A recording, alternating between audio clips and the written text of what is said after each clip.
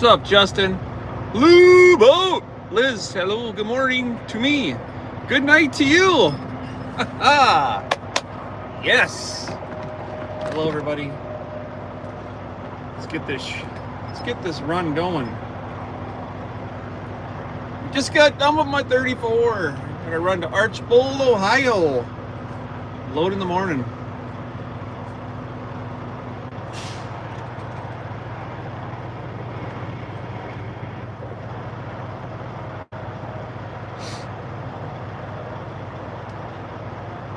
Yvonne, what's up?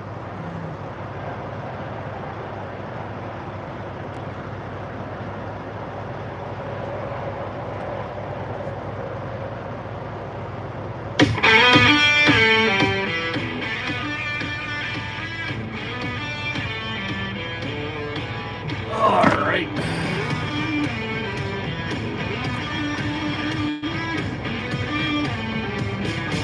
Friggin' hot.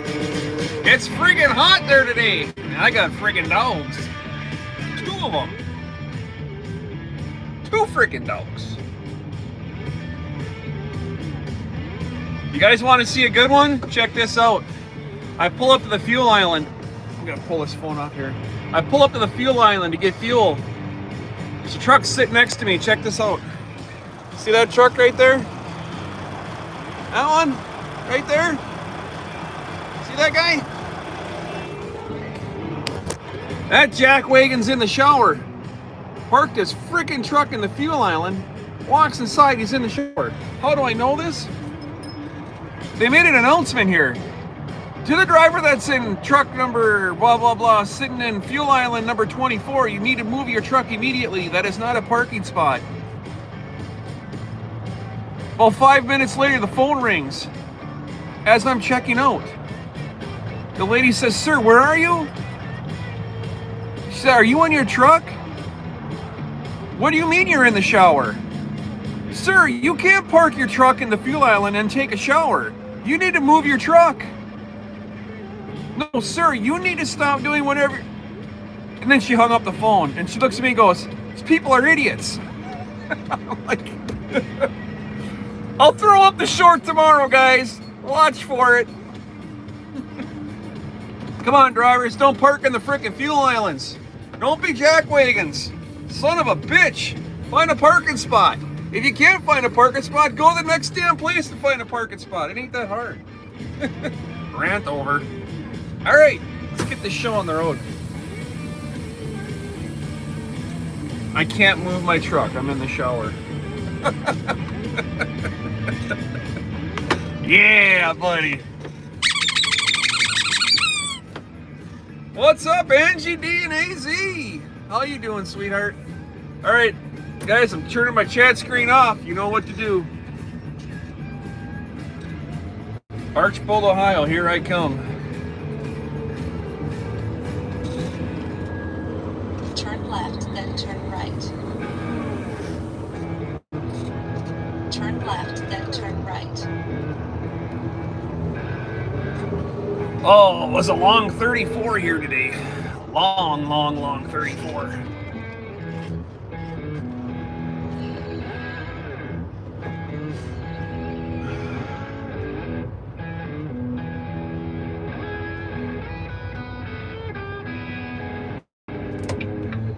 Dun, dun, dun, dun, dun. Dun, dun. Dun, dun.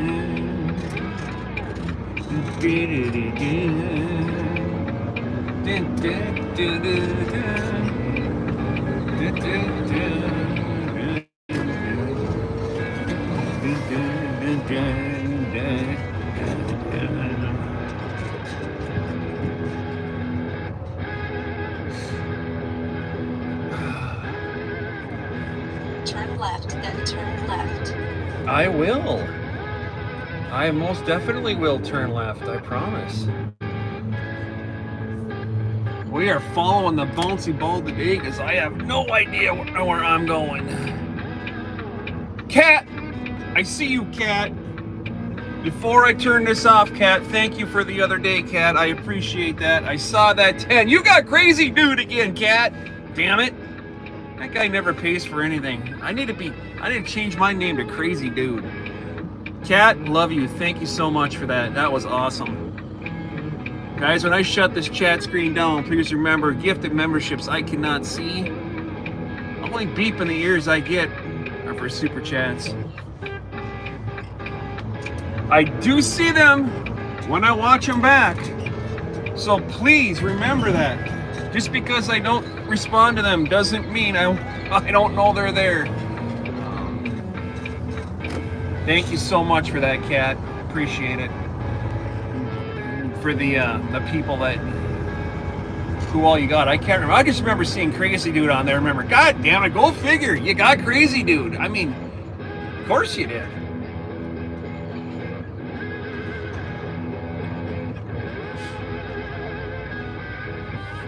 We are shutting this thing down. Chat screen off.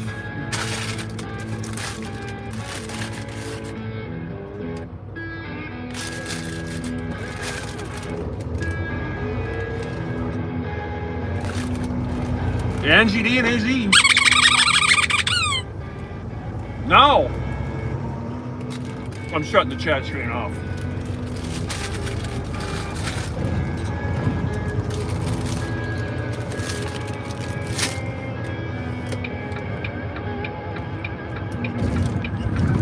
On the road again.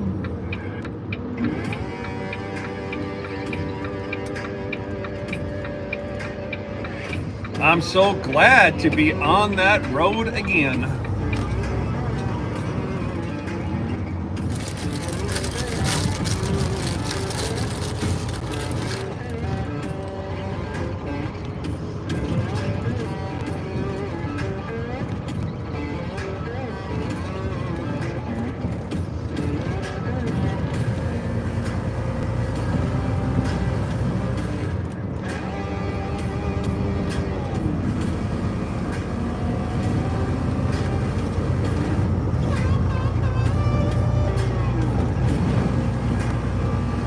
Hours and 12 minutes.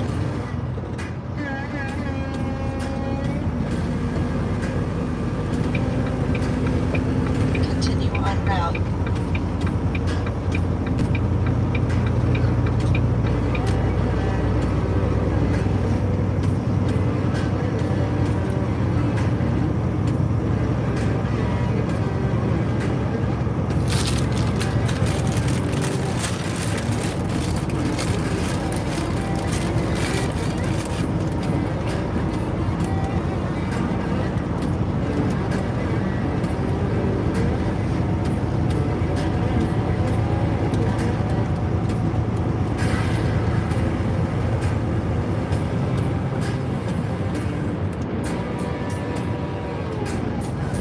FedEx, come on over. I'll make room for you.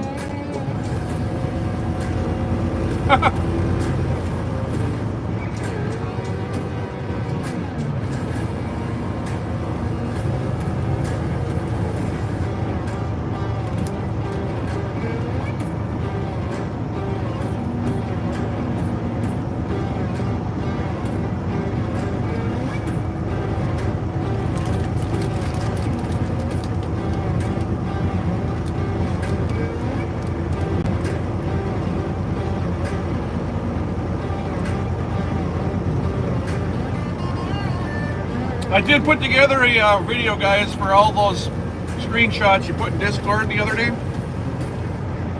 It'll be coming up in the next couple days. Be watching for that. I put them up exactly how you guys took them, with all the with the chat in the background and all that. However you took them, that's how I put it. I left it real.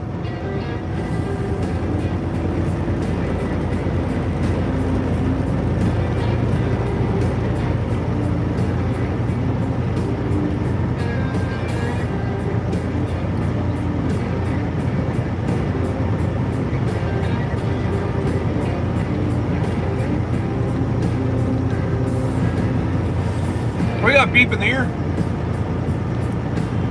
There we go. Joey Whispers 1776. That's a new one. Who's that? Right on. Right on. Thank you, sir. Uh-oh. Hold on. Hold on, my damn bone is broken. Thank you, sir. Have yourself a great night, and we will be safe. Joey Whispers, 1776. I know that name somewhere. I did a shout out to you on my video today, Joey. I don't know if you saw that yet or not.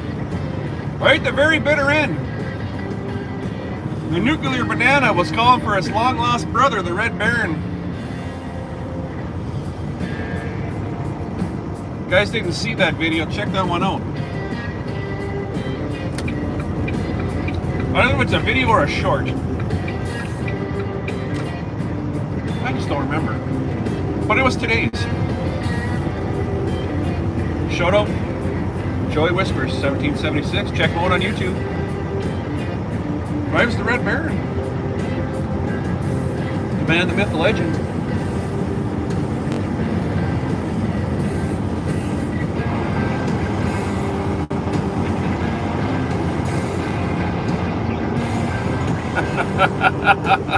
Gotcha.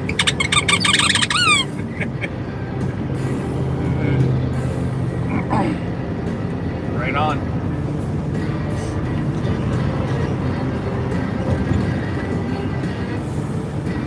We're gonna continuing on. So I gotta let you guys all know what's going on here over the course of the next couple of days. It's trucking. I have no idea. There's your answer. Turn this radio down a fuzz here, it's a little loud. That's not really necessarily true. Here's what we got going on. I just got off a 34-hour reset here in Indiana. I'm in Miss Kells land. How about that? The timing was all wrong. Yeah, Miss Kells and I were going to meet up today, but unfortunately, the way this whole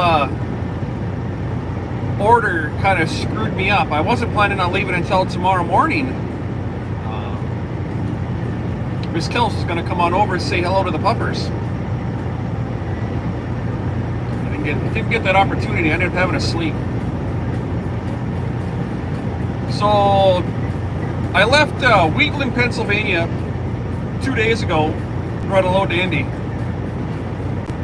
They offered me a load out of Archbold, Ohio, that goes to Fargo, North Dakota. And I turned that load down because Archbold takes forever to load. I said I'd rather not go to Archbold, sit there for 10 hours while they figure out how to load my trailer. I'd rather do something else. So he said, all right. So they gave me that load from Wheatland to Indy. I got the load off in Indy yesterday morning. Called dispatch, and dispatch said, we're going to send you to East Chicago, Illinois. I said, that's perfect. I got about 5 hours left on my clock. I'll go to Lake Station right now. I'll park it. I'll do my 34, and I'll take off. When my hours are done, or hours are back. They said, all right, let's make that happen. I got off the phone, finished unloading, and thought to myself, that's not going to work. East Chicago will not load Conestogas. So I called dispatch back, and dispatch said, well, son of a gun, we can't do that. I said, no, sir, we cannot. We're going to have to come up with a different game plan. I said, all right, go find yourself a place to hunker down and give the teacher an apple, have some medicine, we'll call you in the morning. Said, all right. That's what I did. Got my order today. Going back to Archbold. The same load I said I didn't want to do. Now I'm doing it. Not much you can do when your hands are tied. So we're going to run over to Archbold and see if I can be the first one to get loaded tomorrow morning. In my experience, I've never been there right away in the morning. I'm usually there in the mid-afternoon. And they load till like 10 o'clock at night. And what ends up happening is they get so far behind We'll see what happens when I get there tonight. Hopefully there's no trucks in the parking lot and I can be the first one to get loaded in the morning. Problem is, I'm going to be running up on the back side of my clock all week long now. Because this load has to be off by 2:30 Friday afternoon. Otherwise, its next delivery date is Monday morning. And I'll be darned if I'm sitting in Fargo over the weekend when I just came off a fresh... I got a fresh set of 70 hours right now. Sitting in Fargo over the weekend is not ideal. I need to be out making money. Don't make money when the wheels ain't turning. In 2.25 miles, exit right, then keep right. So we're going to hopefully get loaded right away at 7 o'clock in the morning. Hit the open road. Do a side-by-side with Mr. Jilly Whispers, hopefully Friday. That would be fun. Do it Friday, I think. That'd be kind of cool. Like Friday afternoonish, maybe. We'll see. Maybe even... Well, Thursday won't work. Let me see here. I don't know. We're going to have to talk about that. I don't know, Thursday or Friday. But I will be on the open road. Side by side. I'm going to have to adjust my camera, though, so I can get the nose of this thing in front of that Red Baron. I just can't seem to beat that thing, no matter how hard I try.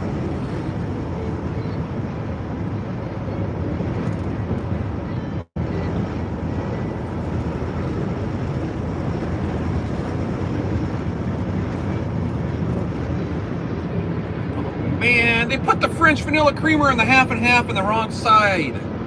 Son of a biatch. I got half and half, not French vanilla.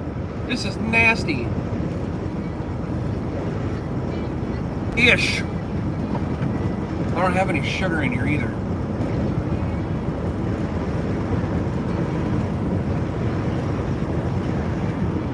So yeah, I'm all excited for that. Let's see if we can make this side-by-side thing work. Now that I got a half-ass kind of a game plan. If I could get my load off Friday morning and do a side-by-side unladen, that would be super cool. Not have to worry about any freight. Just truck on back from Fargo to the home hub is about 4 hours.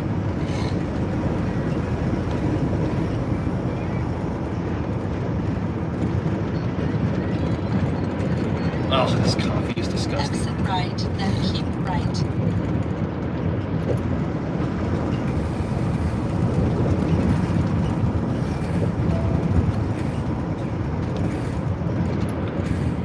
All right, 465 eastbound towards Cincinnati. Is Patrick here? Eastbound and down, loaded up and trucking.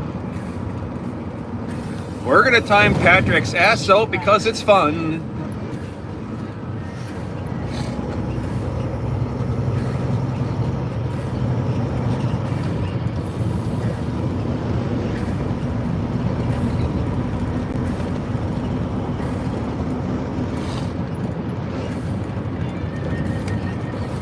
Boy, you're a jackwagon, aren't you, there, driver? You just come hauling ass around me there, cut me off.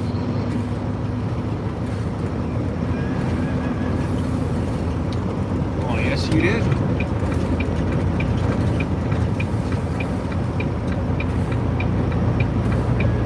Continue on route. Oh, let's just let him go. He's obviously late to get home to mama, so we'll just let him go.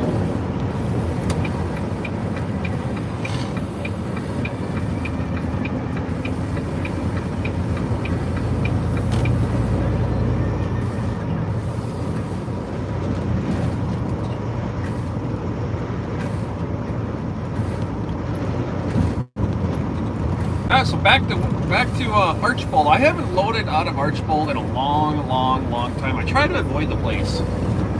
Only it's not talking bad about the place by any means. It's just there's just certain places you load at that it takes a long time. These garage door pieces and parts they're extremely sharp. I mean, think about it. It's the garage door hardware, the rails and boxes of rollers, and it's just an extremely difficult load to have put on the trailer, and then it's an extremely difficult load to tarp down because of all the sharp edges. Fortunately, we have a Conestoga, so there's no tarping going to be needed, but logistically, securing these loads are extremely difficult. It's like throwing a box of needles on your trailer, and wherever they land, then you got to secure them. It's not too easy. We'll make it happen. It's good.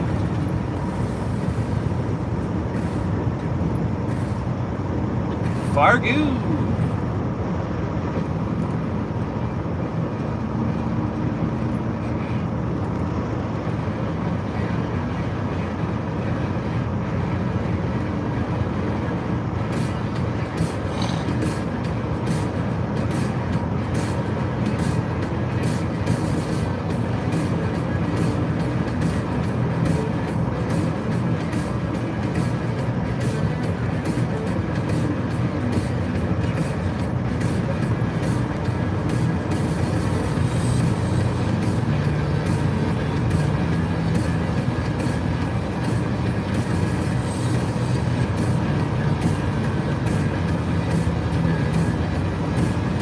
I really miss my doggy too. Where's my Zeus? I talked to Dabby today. I don't think Dabby's done any streaming at all. He's really hammering down on his bookwork. He's enjoying not having to pay for car insurance. I've never wanted my kid to get bad grades. I kind of do. He's kind of expensive to insure. No, I'm teasing. That's not true. I'm very proud of him. That's a joke. He's doing awesome in school, and I wish I would have buckled down when I was in high school and didn't take it like a big joke. But hey, I guess I was destined to be a truck driver. Do good in school. If you're young and you're watching this, do good in school. Oh, where was I going with this? Zeus's hoof. That's what I was doing. Zeus's busted hoof. Holy shit. Zeus's busted hoof. Damn it. Zeus's busted hoof. So I talked to Dabby today, and I said, tell me how it's looking. And it was funny because he said as soon as he started talking to me, Zeus's ears popped up and he was cocking his head looking for Daddy. It's healing. It's healing. I'm really kind of bummed out that whole nail didn't just pop right off. That would have been so much better. He's not licking at it. I guess it is what it is right now. I'll be able to bring him back with next week.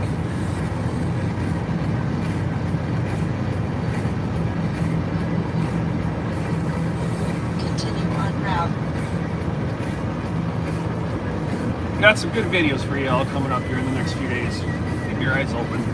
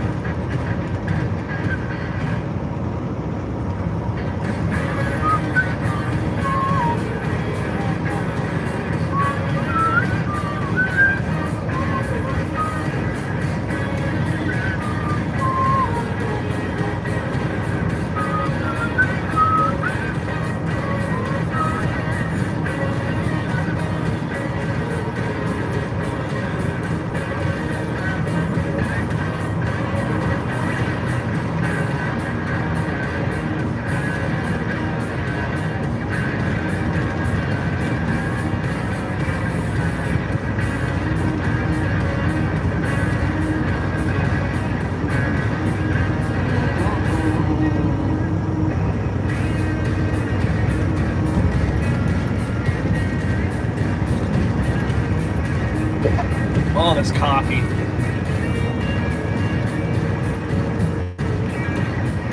I think when I get home,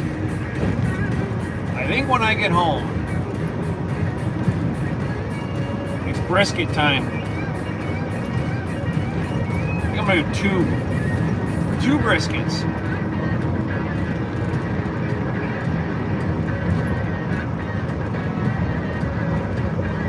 I did a corned beef when I was home last time. First time I've ever made corned beef. Wow, was it delicious. I can't eat that canned stuff. I was absolutely, I can't do it. I've never had real corned beef before. I've tried that canned stuff when I was in high school, and it kind of looks like vomit, if you ask me. It looks like somebody ate way too much of that lunch meat salami, and then, yeah. But I made it fresh. Wow, was it delicious. It was the easy way. It was right from Walmart. If you ever seen them there, they got the beef with the packet of seasoning and blah, blah, blah. And it was pretty gosh darn delicious. I am going to do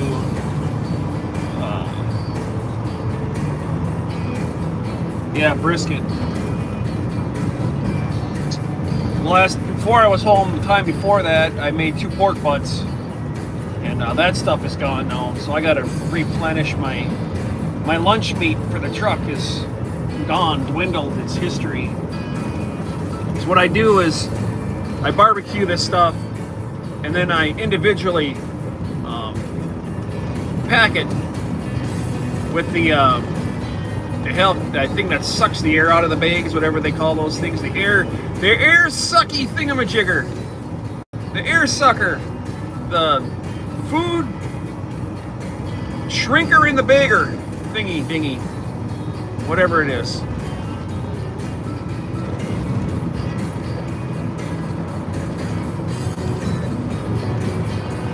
Then I stick it in my freezer here in the big truck. I can get quite a few beegs in the truck. Beegs, B-E-I-G. Beegs. Continue on route.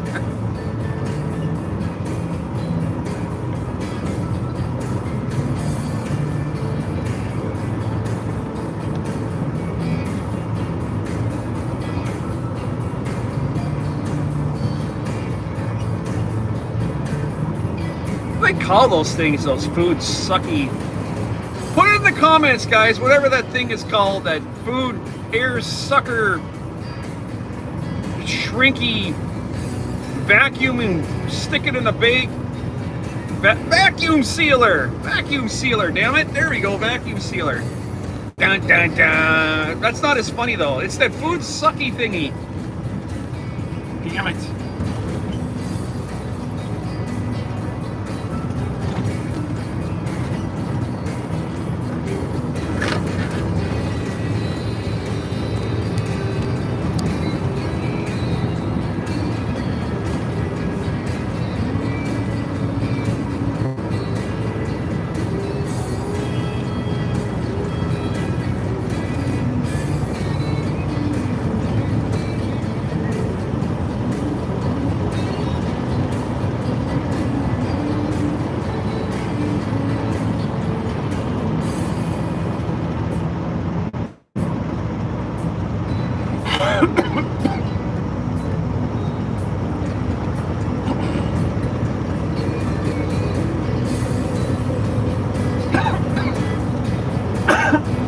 What's the date today, guys?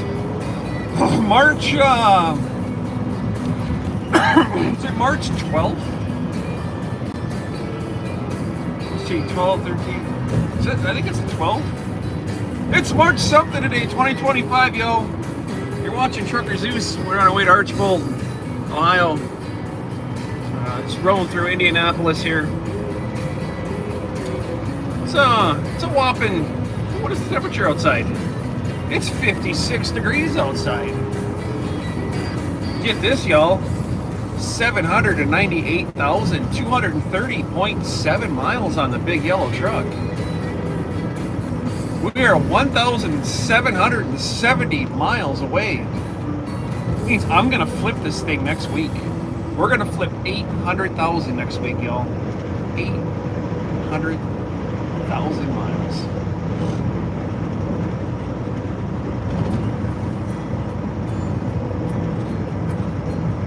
what I figured. I didn't think it was going to happen this week. Next week?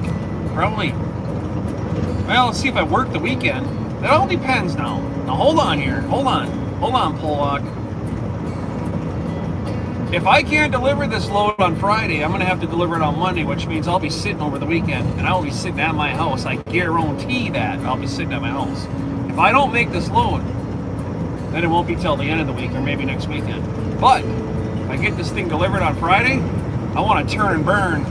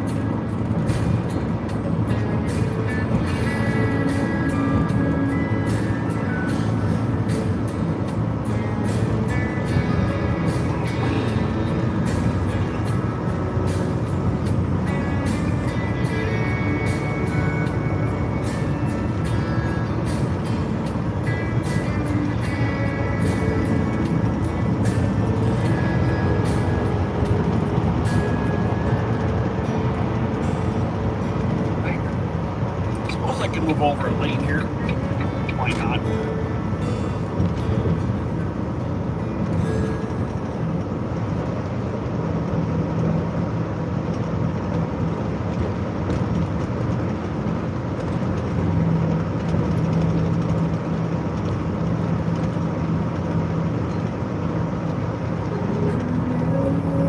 Throw up the fireballs, y'all.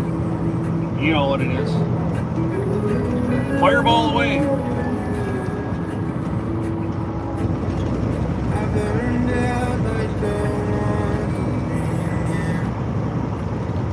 I shone bright in my journey was over. What I saw when I ran was back where I am. No matter the rain, no matter the storm, I'm coming home. I'm coming home. We've opened the gate. Don't turn off the light, I'm coming home.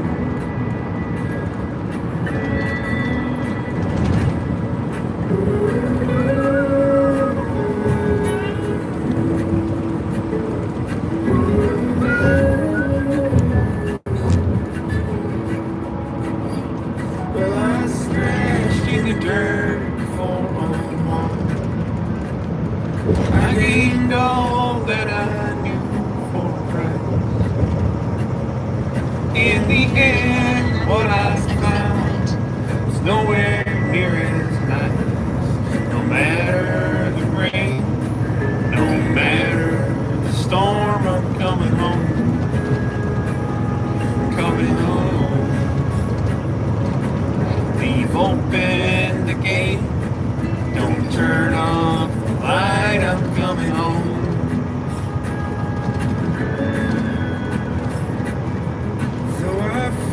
With my claws and teeth, though I elbow my way to a seat, there ain't no kind of peace like you beside me. No matter the rain, no matter the storm, I'm coming home. I'm coming home. Open the gate, don't turn off the light, I'm coming home.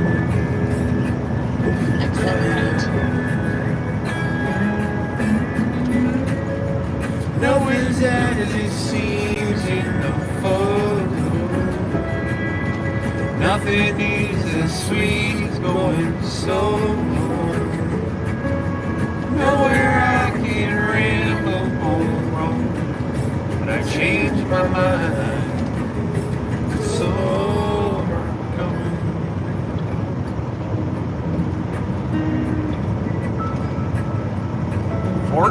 bound we are.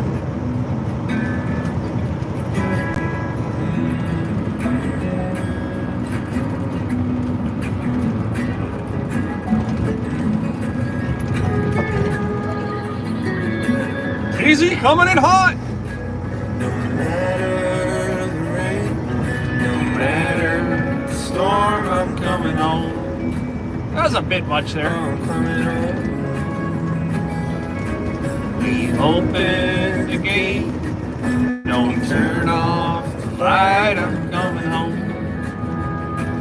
I'm coming home.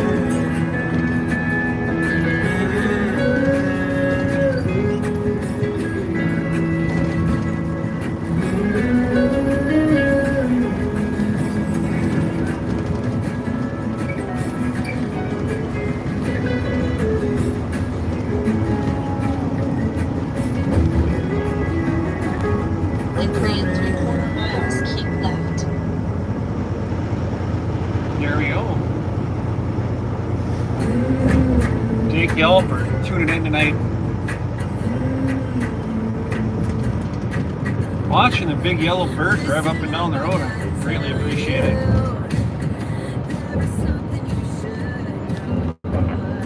Ooh, it's a big bump here. Oh, whoa, it's a big bump.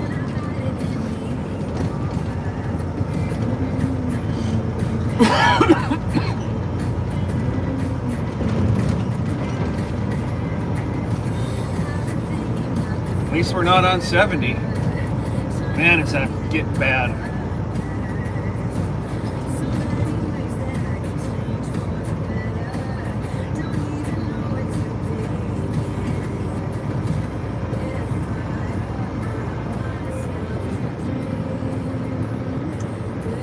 I see wee-woo lights up there on the other side of the road.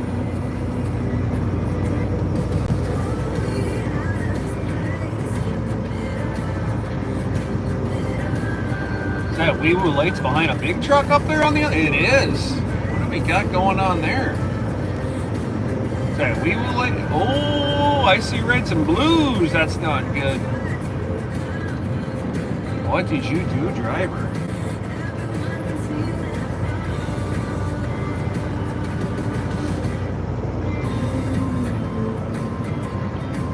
No bueno.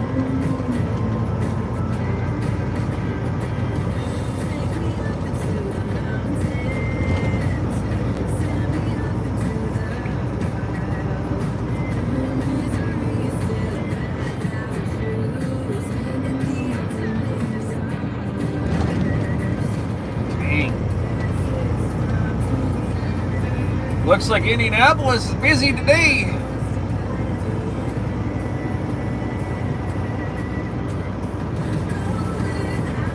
Southbound 69, you guys better watch yourself.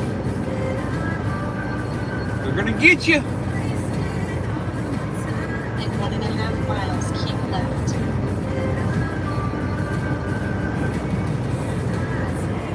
I'm gonna get that guy was probably speeding right there in the construction zone. It's right there at the beginning. Indy likes to hang right out there at the construction zones and radar vehicles. You know, most states do, but Indy is not a place you want to play around with when it comes to speeding a big truck. They will, they will pull you over for 1 mile an hour over in a big truck. All you gotta do is be in the wrong place at the wrong time.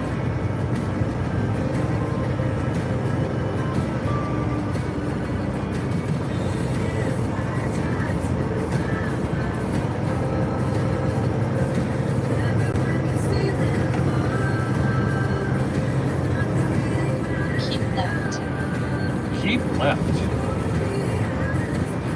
All right, here we go. 69 northbound, Fort Wayne. There's the sign says right there.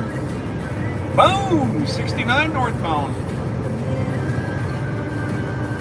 Kick this thing down to 65 mile an hour and get this day done. 2 hours and 39 minutes to go. It's a short little 3-hour run. I want to get up here to Archbold and be the first one in line, guys. Otherwise I wouldn't be doing this at all. I would wait till the morning, and I could have seen Miss Kells at that point. Damn it! I really wanted to see Miss Kells.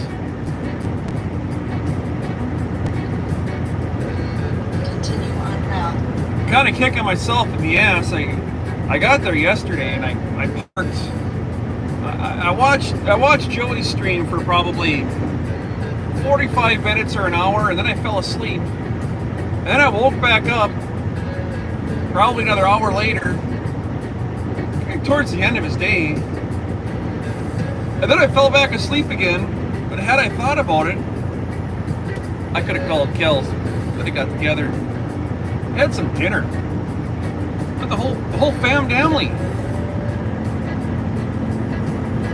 Could have thrown them all in the trailer, took an Olive Garden or something. Prime parking, Olive Garden.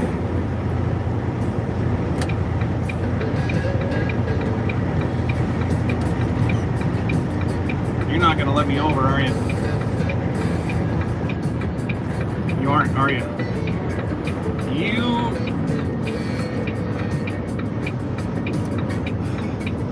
Really?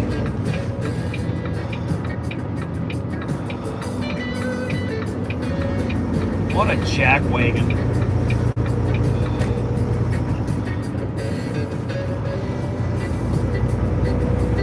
You're going 50 freaking miles an hour, shithead.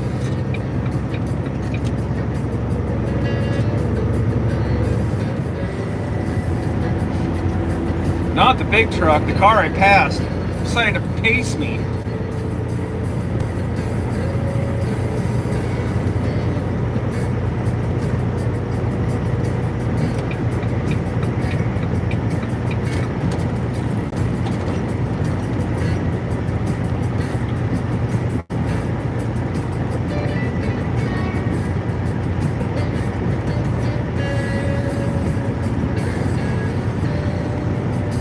And yes, I can fit this thing in an Olive Garden parking lot. I've done it before. Accidentally. Was my mistake. So the Miller Hill Mall in Duluth, Minnesota, I was delivering a load of lumber to the Home Depot. And if you guys look on Google Maps, look at Home Depot, Duluth, Minnesota. On Google Maps, yeah, do it. You know, just pull it up right now and look at it. Home Depot, Duluth, Minnesota. And you'll see the Home Depot, and then off to the right of the Home Depot, at the beginning of the parking lot, is an Olive Garden. It was the middle of winter. I was delivering a load of sheetrock to that Home Depot. Wait a minute, let me back this up. Story time with TruckerZeus, guys. Story time with TruckerZeus. You ever park a big truck in an Olive Garden parking lot? All right, tune into this. So the Home Depot shares parking lots with Olive Garden in Duluth, Minnesota. And if you think I'm making it up, Google map it, you'll see I'm not. You'll see the entrance to the Home Depot, and the entrance for the big trucks is on the far right hand or left hand side of the parking lot. Okay? You come around the back side of the store over on the other side. Well, I came in the customer entrance, and if you look at that on Google Maps, you'll see that is not exactly where a big truck is supposed to be. Now, I was tired. It was late at night. I had to make an early morning delivery. I wasn't exactly all right there. So, I pull into the parking lot. Fortunately, I had a 48-foot trailer, but it was with a truck. It wasn't this truck, but it was a truck just like this. I pull into the parking lot, and I make a right-hand turn like a complete freaking dumbass. I pull into the parking lot, I make a right, and I'm looking at the Olive Garden, and I'm like, oh shit. What am I gonna do? The snowbanks are piled 10 feet high. Getting in there was no problem. Where in the hell am I gonna turn around at? Well, if you're good enough, you can maneuver a truck in some pretty tight areas. I turned around in that Olive Garden parking lot. Got back out. Not a good thing. Snowbanks, I leveled them out. I helped out the snowplow guys. They were no longer 10 feet tall. I took them out. Nothing was damaged in the turning around of the big truck. Everything was fine. Probably a little bit of snow removal was needed.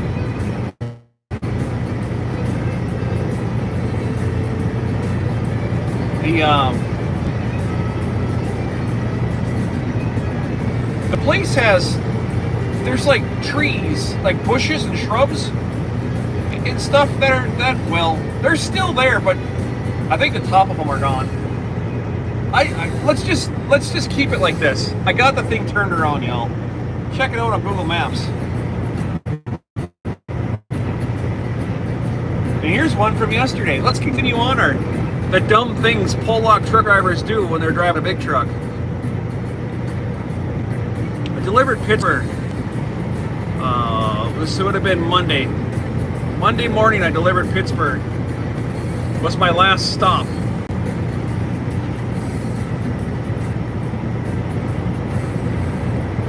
And I had to, was it Carlisle? I think it was Carlisle. No, it was Carlisle. Guaranteed it was Carlisle. So I delivered Carlisle foundation building materials. Super cool guys there. I've been there a few times. They're extremely helpful. When I deliver ceiling tiles, usually the customers or the customers don't really help a lot. You unstrap your own stuff, take your own tarps off. But this particular place, the guys are super cool there. They help take the straps off. And if I have tarps, they help me roll the tarps and whatnot. I like going there. Well, the way I come in is usually the way I go out. It would make sense, right? Come in one way, go out the same way. Well, I knew there was a way to catch 376 going the opposite direction, so that would be south. I came in on the north side of town, and I was going south-ish on 376. So I figured, why should I go north to go south when I can just go south and go south, right? And the guy inside the store says, hey, I don't think that's a good idea. It's extremely tight.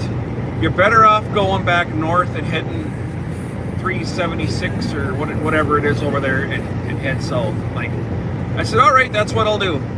So I got out the driveway and I turned right, went exactly the way he told me. Don't go that way, it's really tight. And I go, how tight can it possibly be? I'm a super fucking trucker. I can do this. So I go about 3/4 of a mile down the road and I have to take another right, and he says, look for it. There's a sign that says 376 this direction. Well, he was wrong. That sign didn't exist because somebody drove over and ripped it out of the ground. But I knew that was my corner because the building was like 3 feet off the curb, and the whole side of the building is completely freaking destroyed and crunched from semi-trucks hitting the building when they make that sharp right-hand corner. Well, I'm a professional. I really am. I'm a professional. So I'm like, all right, I can make this corner. So I hang it far to the left. I got my blinker on. I'm blocking the whole entire road with my truck and trailer. It's 2 lanes, and I got my trailer's up against the curb, and the driver's side front of my truck is all the way into the oncoming. I'm completely kitty wampus in the whole entire road, blocking that thing off so I can make this sharp right-hand corner. And I did. I got around the corner. No problem whatsoever. I mean, I didn't even hit the curb. People were hitting the building. I didn't even touch the curb. You just got to do it right. So I get around the corner, and he says, your GPS is going to tell you to make a left-hand turn before the entrance to 376. Make sure you don't take that first left. Take the next left. I'm like, all right. He says, your GPS, this is where I went wrong. Your GPS is going to tell you. I'm like, all right, well, my GPS was correct. He must have been talking about Google Maps, because I had Google Maps on too, and Google Maps was showing me the wrong one, but my GPS was showing me the right one, the correct left-hand turn. But in my head, he said, don't take the one the GPS is telling you. You need to go to the next left. So I completely drove right by the sign that had a big arrow, blue sign, 376 to the left. I drove right by it. There is no more turns to the left after that. You are climbing a freaking mountain. It is a 1.5 lane wide road with concrete curbs that are 10 inches high on both sides. Traffic's coming down the hill. I'm going up the hill. I'm like, shit, I gotta stop and back up so I can get to where I need to go. we're in Philly, guys. They're not stopping for fuck all. You are screwed. I'm like, I can't stop. Nobody's gonna let me around. So now I'm on like, it's like a 13% grade, guys. It's like straight up freaking hill. What's 13%? Every 100 feet forward, you go up 13 feet. That's a freaking lot. 6% in a big truck is cooking pretty good. This is like 13%. So I'm like, well, WTF, I'm absolutely screwed. The first thing that's going through my mind is, I'm gonna have to call the cops and have the cops block traffic so I can get back down the hill. But now people are behind me, honking their horns, pissed off at me because I can't go forward, and I got people in front of me that want to come down the hill, and they can't get by me because I'm an 8.5 foot truck taking up a 10-foot road. I mean, I'm in everybody's way. The traffic that was in front of me, there was like 6 cars. They backed up so I could get up the hill, and it's kind of a sharp right-hand corner. If you look at Carlisle, and you see the entrance to 376 on the south side of town, you'll see the intersection I'm talking about. It's not. I screwed up, guys. I listened to somebody and I shouldn't have listened to them. I should have done what I normally do, which is, it's like flying an airplane. Your first job when you're flying an airplane is to fly the damn airplane. The same thing in a big truck. My first job in the big truck is to drive the big truck. When everybody's giving you advice on what to do, take it with a grain of salt. Drive the truck. That's first. So I get up the hill. It's now, guys. It's not like miles. I mean, it's just like 3 blocks. I went past my turn, and that's as far as I could go. I couldn't go any farther because these oak trees. I mean, this is not made for big trucks. Matter of fact, there was an oak tree that had been busted off by a trailer. The branch was gone. And I'm like, oh shit, I really cannot be up here. So the first place I had the opportunity to turn around on, I'm like, I gotta turn this son of a gun around and get back down and get to where I need to get to. So traffic got by me. There was 10 or 15 cars behind me. They all got around, and of course they all told me I was number one, honking their horns, and I'm sure I'll be on somebody's YouTube channel.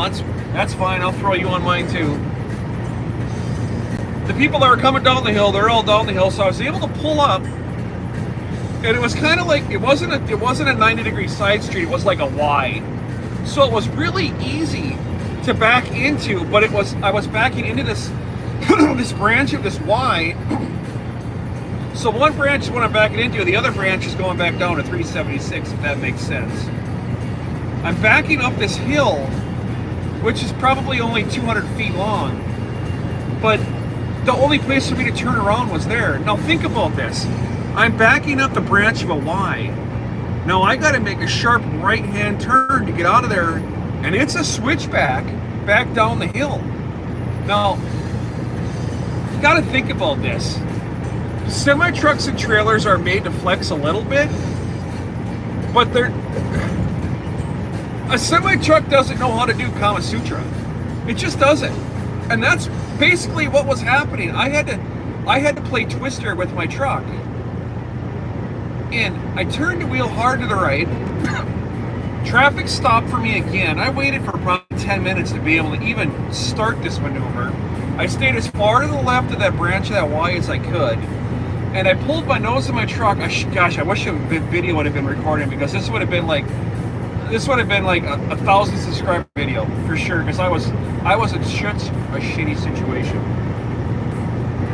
I get the nose of my truck onto the curb, and I got my wheel turned hard to the right, and the traffic that's off to my right that's coming up the hill, again, they're all telling me I'm number one because I'm blocking traffic off.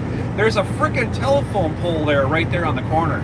So I'm trying to swing my trailer around this telephone pole and pray to God I don't take the power lines down, because I don't belong there. I'm too big, I'm too wide, I'm too tall. Traffic backs up a little bit for me so I can get my nose of my trailer or my truck all the way on the curb. I got the thing turned around and I started coming back down the hill. I'm like, thank freaking God. That probably took me an hour. I was in a really, really, really bad spot by a bad decision. Number one rule, I broke my number one rule. first thing you have to do when you're driving a semi-truck is drive the semi-truck. And the second biggest thing is situational awareness. If something doesn't seem right, stop and figure it out before you continue on. I was only in a 15-mile-an-hour zone. I could have stopped for 30 seconds, reevaluated, made my left-hand turn, caught the big road, and fine. But no, I'm a big super trucker. I got this shit all figured out. I went exactly to someplace. That guy told me, if you don't make that turn, he said, you're going to be in a bad situation. And I joked about it, and I said, well, I'll go back the way you told me to. I said, but if for some reason you hear something about a big yellow truck being somewhere where he doesn't belong, dun, dun, dun, there I was, exactly where I didn't belong. All right. I missed my turn, I got turned around, but now I got to get back onto this road that I missed the first time on 370, and it's like 4 blocks long. It's just a frontage road. If I would have made my left, that's not a problem. That left-hand turn, I'm on the right-hand side of the road. To make that left-hand turn would have been simple, but now I'm making a right-hand turn in Pittsburgh from a right-hand lane on a road that's only 10 feet wide. And there's a house right there on the corner. So here's another one of these ones where I'm as far to the left as I possibly can get, going as slow as I can to make that corner. I got around the corner and I hear ting! I'm like, what the hell was that? And I look on the passenger side of my trailer and hear my Conestoga curtain opened up on me. And I'm like, how in the hell did that just happen? It can't open up. It's got clamps that hold the thing shut. I'm like, did I just catch the side of that building and tear my Conestoga open? I'm like, that's thousands and thousands and thousands of dollars that's going to come out of my pocket to fix. So I pull over to the side of the road and hear the lever that holds the whole front of the Conestoga closed is open. And I'm like, this isn't possible. It's got a clasp on it, and that clasp can't come undone. It's impossible for it to come unless it's broken. It's the only way it can come off. But it's not broken. I'd have to take a picture of it so y'all could see it. But it didn't make any sense to me. How did my Conestoga open up? So I close the curtain and I get on down the road. And yesterday, when I got to that place, I figured out what it was. So there's a little pin that holds that door. What happened when I took that sharp corner, when I was backed up that Y, my trailer flight. So what I was talking about, Kama Sutra, joking about that stuff, and what happened was that pin, when I was making that sharp corner, the pin perfectly grabbed my frame rail, and the frame wheel of the truck flexed, and it pushed that pin up, which released the clasp. But the curtain didn't actually open until the trailer flexed the second time going around the second corner, and that's when it opened up on me. So nothing was broken, but I learned a valuable lesson. Don't be freaking stupid. Dang it, guys, I tell you what. We think, this guy's got this easy job. He sits behind the seat and he drives his truck up and down the road, whether it be me or Joey or wheel burner or ride along gang or flip flop or trucking with Pana or any of these people that are out here that are doing this live streaming. We're live streaming our life, and when this stuff happens, it really happens. You can't hide it. And it's a lot. It can be. You can get yourself in situations that are really, really, really bad. I mean, that whole thing in Pittsburgh could have been very costly. I mean, I'm in a spot with my big truck where big trucks don't belong. Fortunately, there was no cops around, because I'm sure if there would have been cops around there, I probably would have been getting some talking to. What are you whining at back there? But anyways, that's story time with TruckerZeus. Damn it. I'm going to be excited to read these comments back. See what you guys think about that.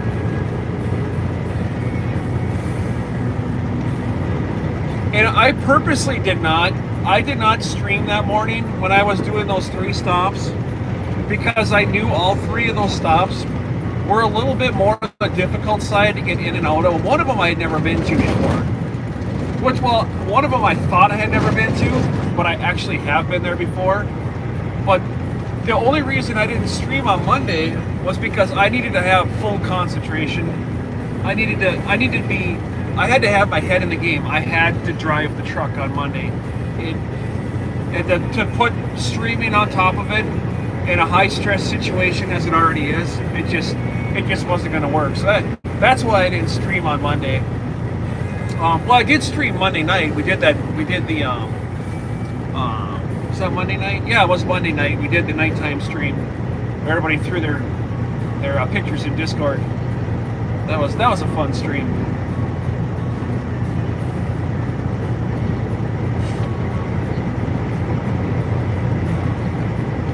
That was a blast.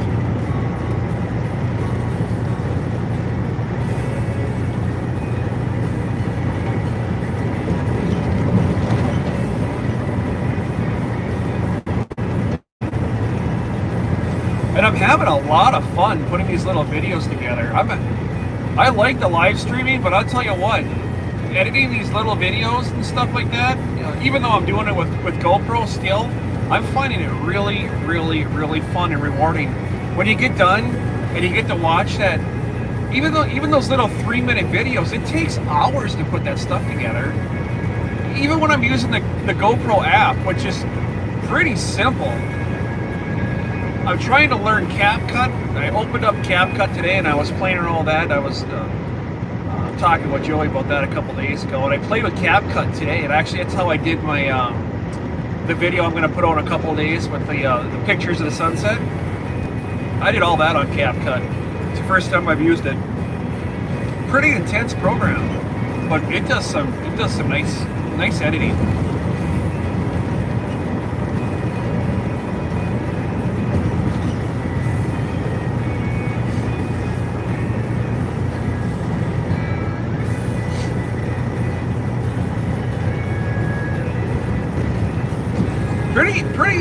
Pretty well. I would say it's user friendly. I was given this was the direction I was given. Just start pushing buttons and figure it out. You ain't gonna break anything, and that's true. Just push a button, see what it does, learn from it. Push another button, see what it does. Open something up, see what's in there, and just start figuring it out.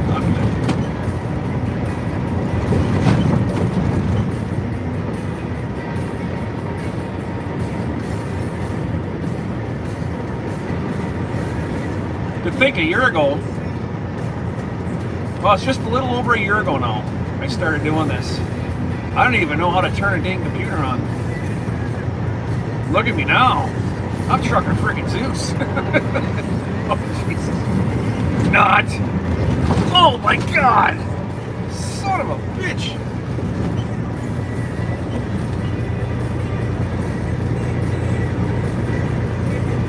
That was a big bump.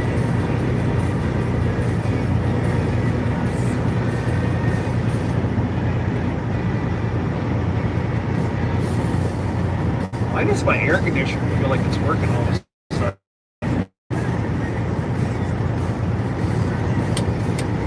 Oh, sorry, that's why. Let's turn some heat on.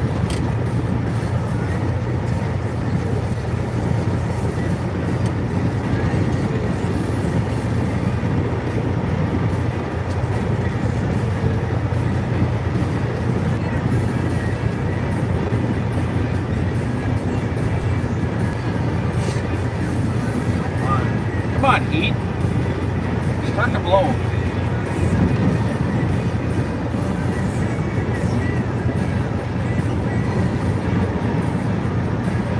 I have a format that I want to start dealing with my videos.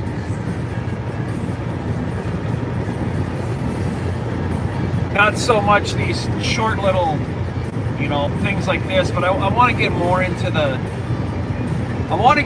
the processes. They do it at load by load and start getting like like start a video off with me doing something, like maybe making a pot of coffee in the morning, and some kind of a shtick that goes with that, make a pot of coffee in the morning in the big truck, and then start off with my day, and this is my loading, and going to the, maybe walking into a customer's place and walking back out of a customer's place, and maybe some. I got my rear camera in here. Maybe there's the tough one though. I'd love to get some customer shots from the back, but unfortunately it's private property, and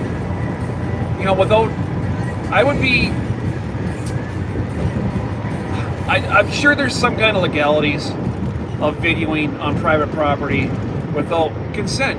There's got to be. I mean, if you're in public, it's one thing, but on private property, I know the ones that I can, and they've let me do it, but I have to really be sure that I don't get any people or equipment or stuff like that. I've been asked to not have that stuff on videos, and I'll oblige. That's fine with me. I can do that stuff. But if I could get some more of that, they can make for good videos. Once this thing is paid for, I can get more into the financials too. What does it take to be an owner-operator in this business?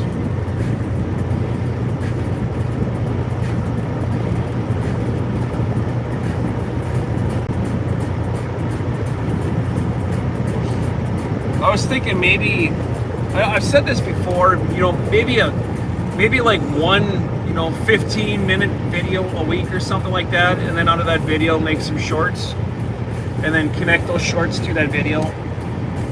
I think that'd be like if I did a Monday morning release, like every Monday I would, like whatever I did the 2 weeks previous, I would release that in a couple of weeks. So if you saw something on mid-March, it would have been the beginning of March's work.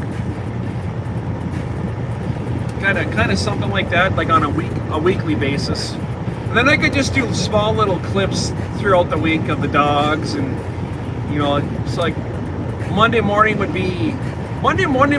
be like a whole work, like a 15 or 20 minute work video, and then throughout the week just fun stuff with dogs and shorts of jack wagons and stuff like that.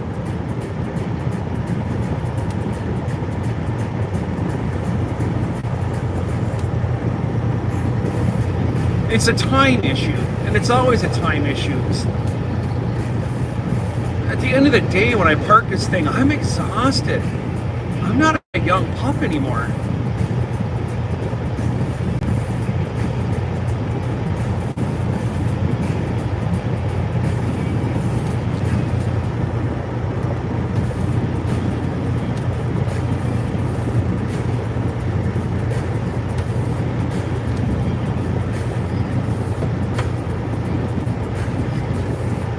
So if you're all in here and you're new to the channel, welcome in.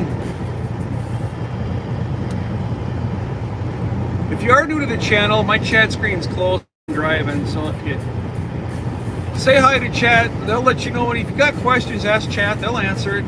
They all know me well enough that they can pretty much answer anything about me. 2018 Volvo, 12-speed automatic. 798,273.2 miles. We'll be flipping 800,000 next week. That's going to be a little video in itself, flipping 800,000. I got a follower that loves to take a wild guess on what my miles are, and that person will be quite excited to see a video come up of 800,000 miles flipping on this truck. Y'all can summon them whenever you want. And as a reminder, Ken and Kathy have went to sleep, y'all. I'm not using Ken and Kathy anymore. 100 gifted memberships. Then Ken and Kathy will come on. But I found that Ken and Kathy can be a little bit overwhelming when I'm trying to drive, and chat is talking and we're having conversations, and then I try to respond to a question, and Ken and Kathy just talk over me, and it's extremely disrespectful. I've tried to tell Ken and Kathy to stop talking over me, but they don't want to listen. So I said, you know what, we're done. We're just going to have to go our own separate ways. If chat wants to see me lose my mind, there you go. You know how to do it.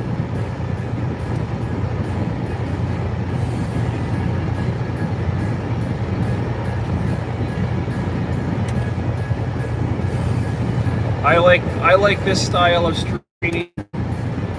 I can drive the truck and chit chat and talk about my day and get a super chat here and there and say hi to everybody, or do the puppy time thing like we did before. Stop the truck, turn the camera on. I miss doing it the way it was. This is fun and much more relaxing for me.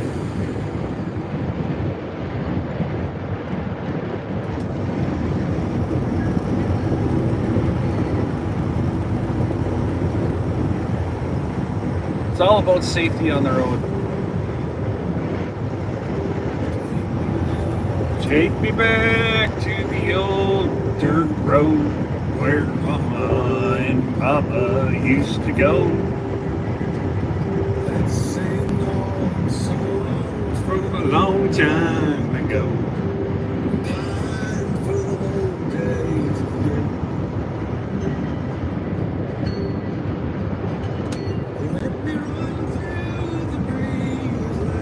2 hours to go.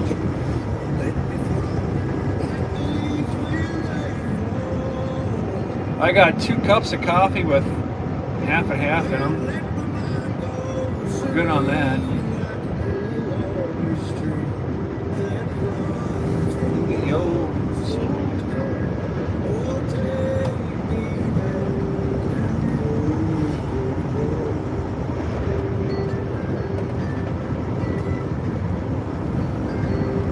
Kick back, enjoy the ride.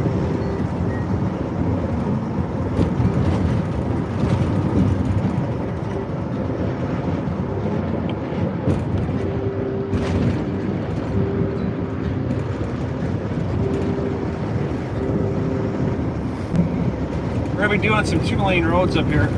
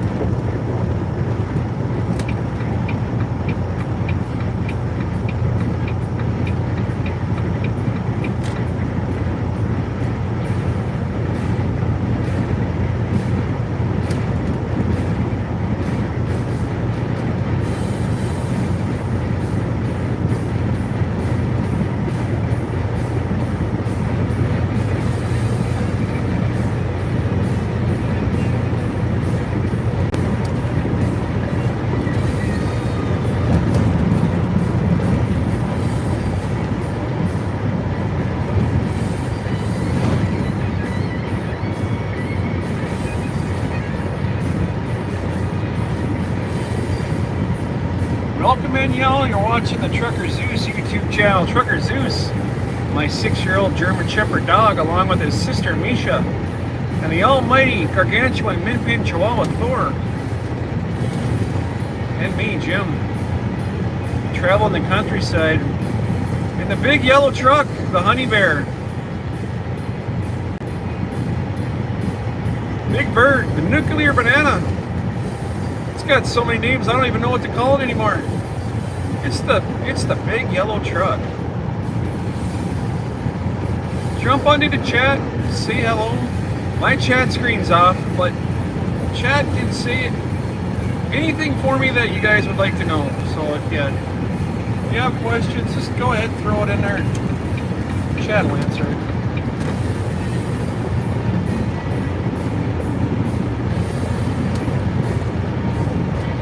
Welcome in, everybody.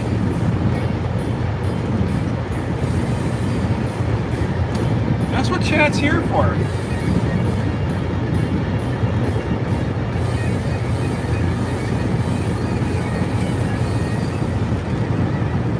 We're on I-69 northbound in Indiana, USA. If you're just tuning in from somewhere else in the world, welcome in. We got China, we got Australia, we got Germany, we got the Netherlands, we got the Big Dutch. Heck, we even got people in Texas, and Pennsylvania, and California, and Canada. The Angie D song. Angie D was in here earlier. How about you, Angie D? You still here? There you go, Angie D. I bet she's probably sleeping by now. Angie D and AZ.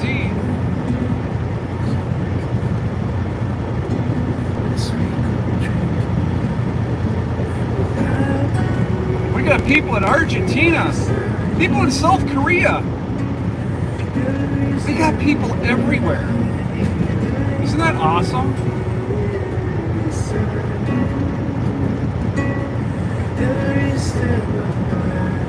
Careful with those Australians, though. They're crazy down there.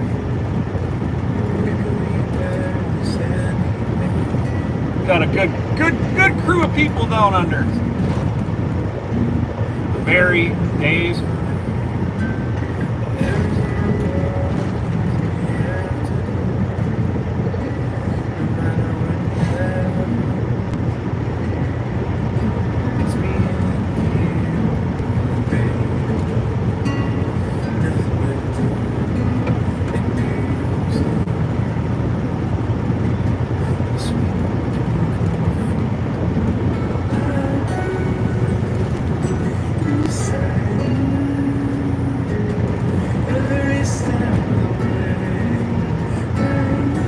Comment, share, subscribe.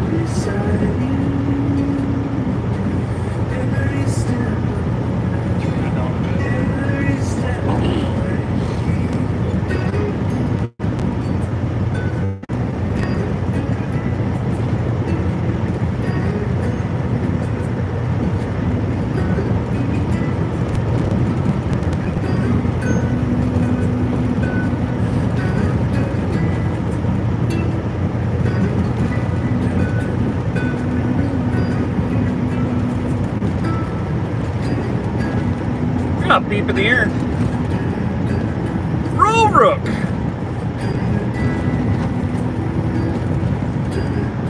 It's very cozy. Thank you, Rook. Welcome in. Oh, what is going on with my bone? Come on. Welcome in. Thank you very, very much. Angie D song going too at the same time. Thank you very, very much. Super chats, get a beep in the ear, get a shout out, and hello to you. Thank you very much for swinging in and saying hello.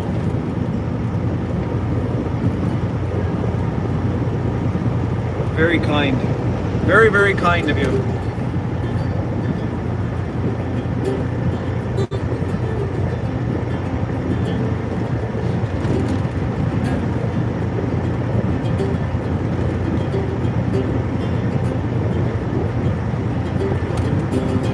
tweaked the bone, and Misha got all excited back there. I heard her ruffling around underneath the bed.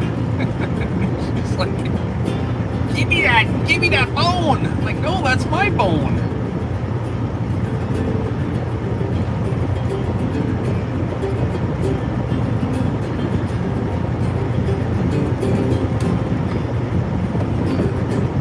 The one I'm squeaking is actually my min pin chihuahuas.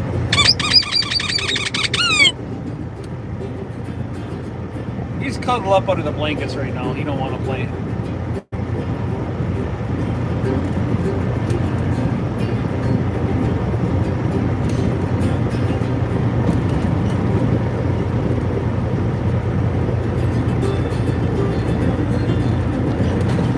Oh, big bumps.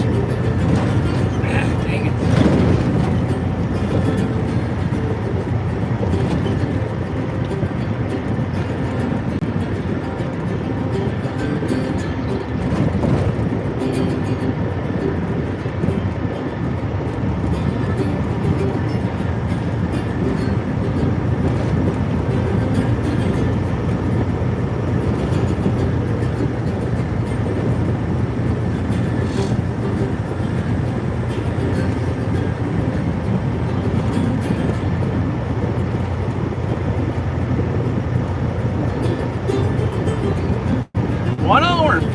Minutes to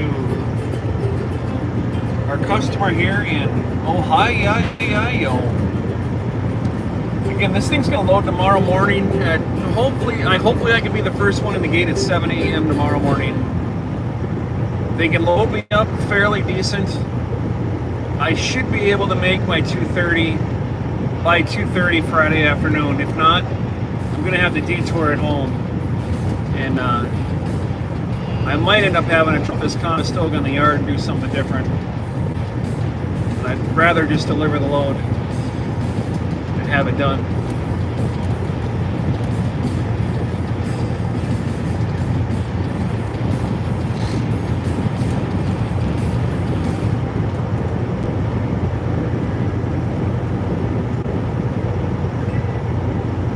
So, I'm trying to think here.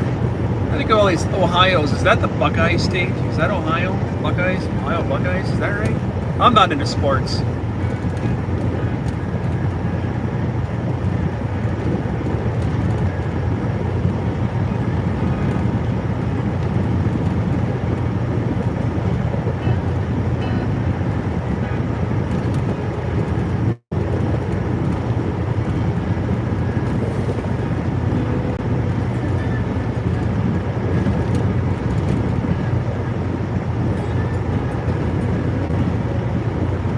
Too much time behind the wheel to be doing the sports thing. Although I've been watching an awful lot of that Dale Earnhardt Jr.'s podcast. Boy, I'm finding that really, really fun.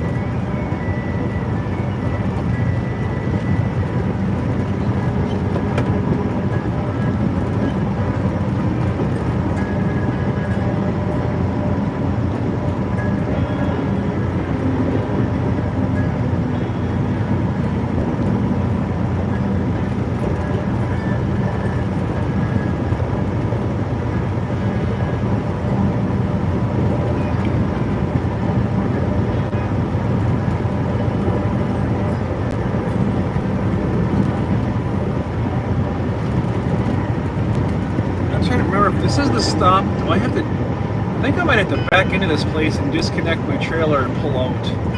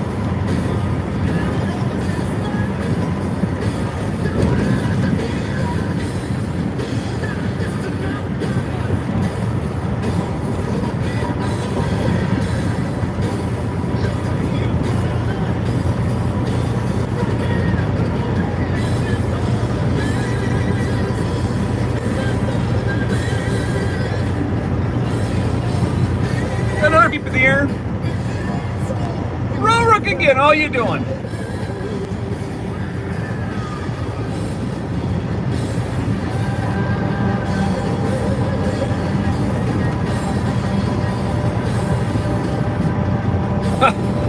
Poutine.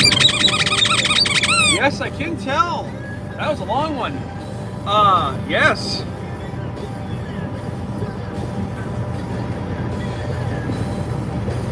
I've had that poutine stuff. It's actually called pudding. You pronounce it poutine, but it's pudding.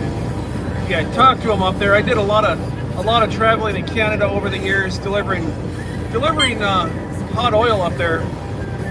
And I always thought it was pronounced poutine, but it's not. It's called pudding. And I'm like, why do you call it that? Because you're putting it in your mouth. It's pudding. Thank you, Rora.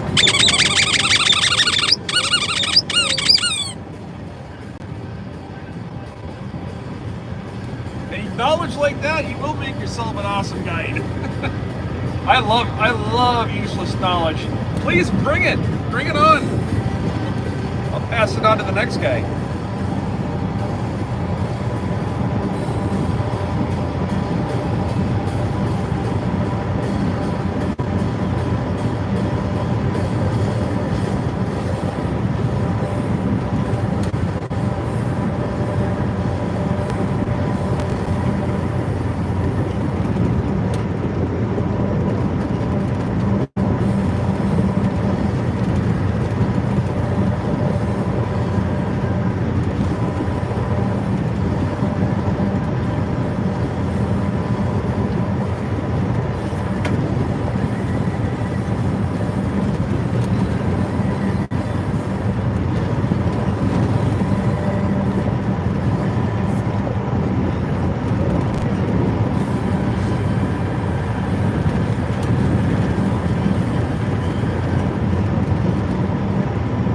This isn't too loud for you or too soft. I mean, trying to find a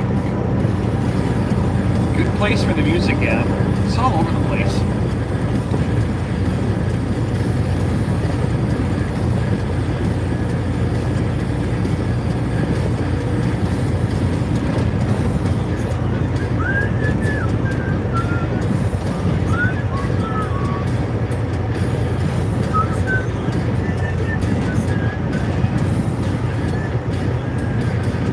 Surprisingly wide awake tonight.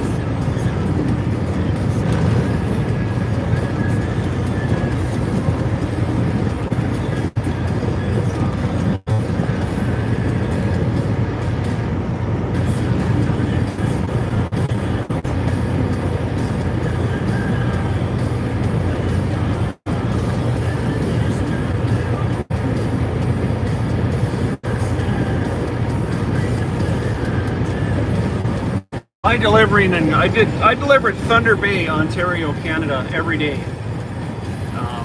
for the better part of 6 years.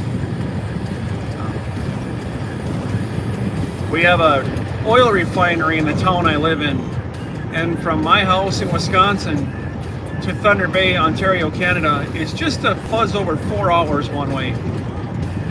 So it was about 2 hours and 45 minutes to the Canadian border. And then a little over an hour to Thunder Bay. And I would make that run every day. I'd load at 3 o'clock in the morning. I'd get back around 2 o'clock in the afternoon. Every day. Same thing. Rinse and repeat. Hot oil. Asphalt. The black stuff that makes the roads black. Not the dirt, just the oil itself. It's a byproduct of making diesel fuel. It's the crude oil. They take all the good stuff out of it. What's left over ends up on your roads. Placarded trailer load. Placard number 3257. It's a white triangle. You see a white triangle, it's stuff in that trailer is 325 degrees to 375 degrees. It's hot. Which is why they also have a placard on it as well. It says hot, because it will burn the shit out of you.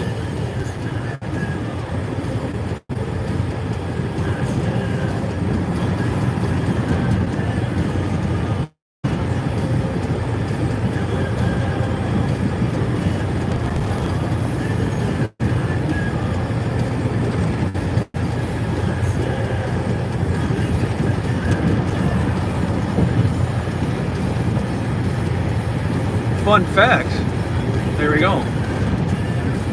3257 placard, that's asphalt. If you see a red placard that says numbers 1993 on it, that's diesel fuel.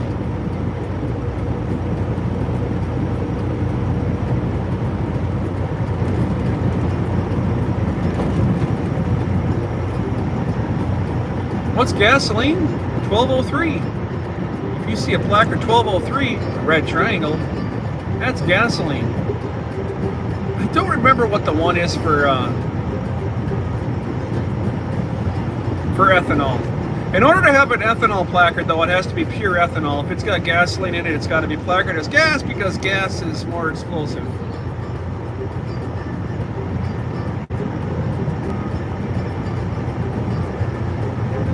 Here's a fun fact for y'all.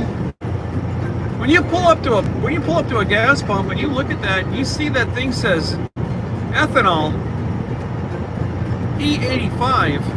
Did you know that that's not E85 necessarily in that tank? Did you guys know that?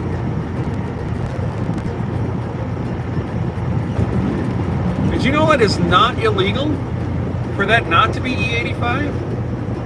It could be E50, 55, 60, 65, all the way up to E95. It all depends on what is cheaper that particular day and how they want to blend that fuel. It's called splash loading. I did it many, many times. You put so many gallons, you have to do the math on it, and believe me, this Pollock can do math with a calculator.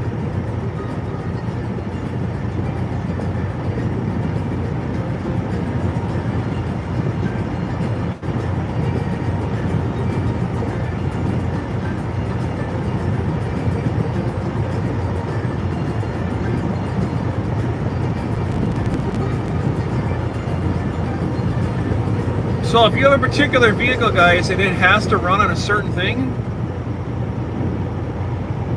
now it doesn't mean that your car is going to get harmed by any means, but so like our gas station's up here, Quick Trip. Normally when you pull into a refinery and get loaded, it's an automatic process. You punch in the code of the fuel you want, and the machinery and the pipes, they all blended together. It goes in your trailer. It's called a bottom load. Well, splash loading is when, let's just say, you're getting an E85, and you do the math on it. So you're getting 4,000 gallons of E85. It's X amount of gas and X amount of ethanol. So you'd load the gas first, then you'd load the ethanol second, or you'd load the ethanol first, you'd load the gas second. It really didn't matter which way you did it. But one day the customer might get E85, the next day they might get E60. The next day after that, they might get E90. But whatever's in the tank still, you gotta think these tanks that are in the ground are 10,000 gallons. If there's already 3,000 gallons of E85, and you throw 3,000 gallons of E90 on it, is it really gonna make that much of a difference? No, you probably got E87.2.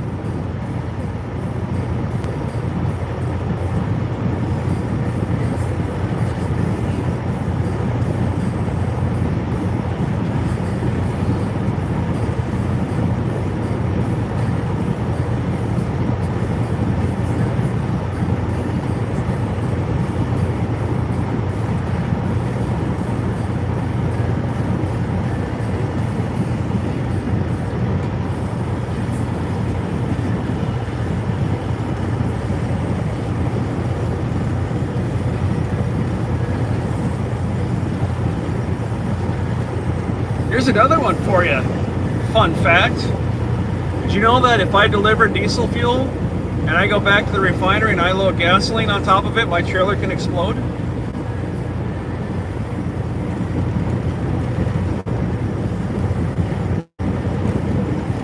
Sure can. The static electricity in there from one fuel to the other causes such a static shock that your trailers are bonded and grounded while you're loading to take that static shock away. But I actually have pictures on my phone of a trailer that blew up about 20 minutes before I got to a refinery in St. Paul, Minnesota.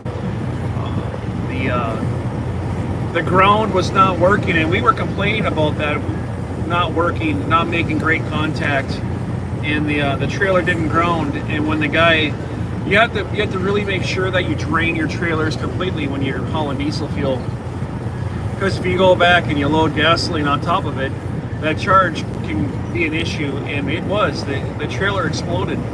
He had about 1,000 gallons of gasoline inside of his trailer when the thing took off, and it blew the whole bay up. Nobody got hurt. The fire suppression systems put it out, but it shut the refinery down, shut the loading down there for the better part of 4 months.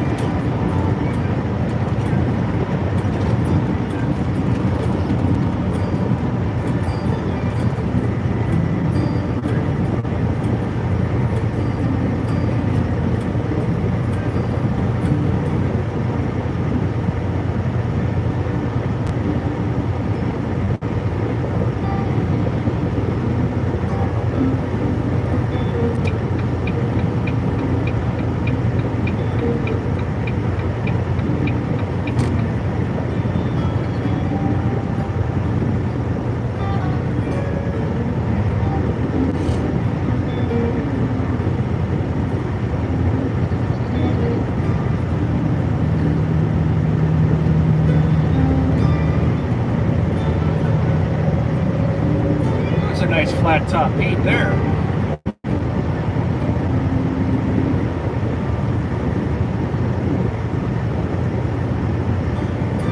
Comes another one. That trailer is called a pneumatic. It uses pressurized air to blow the product out the back on the bottom down there.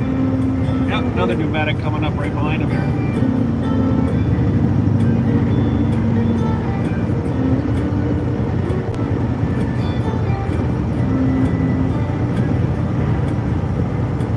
Those trailers have lime in them, I can tell by the white stains on the side. Probably going to a power plant.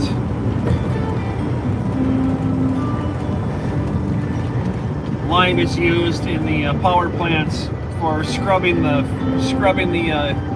waste gases that come out of the stacks. Don't know how it works. It's just what it's for. I'm full of all kinds of useless knowledge myself today.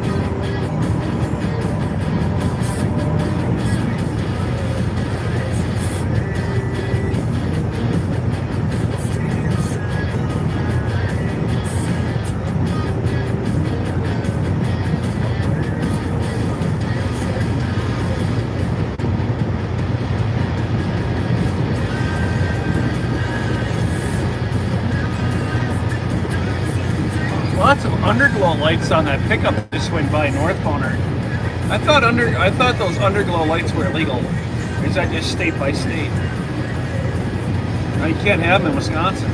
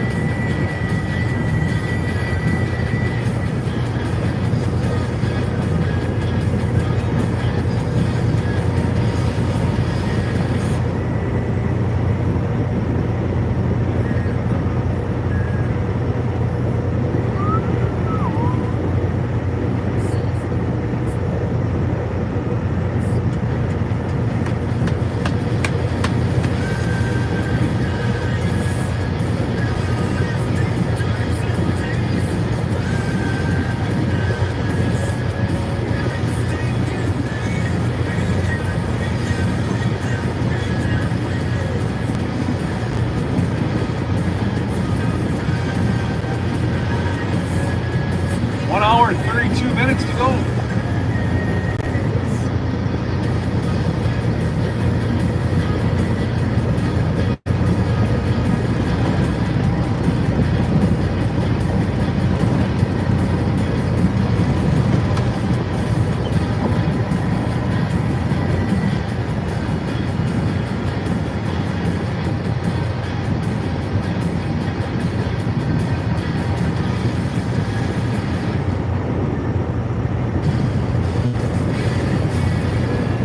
Close.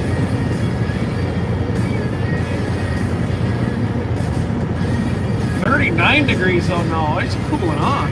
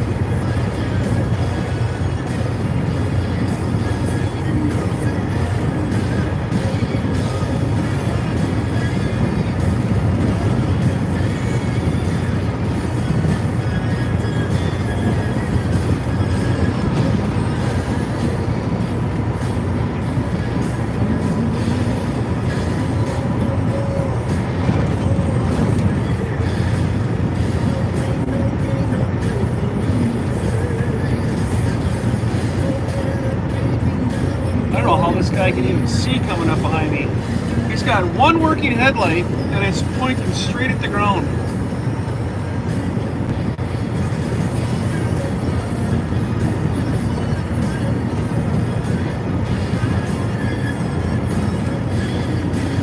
The other one's out.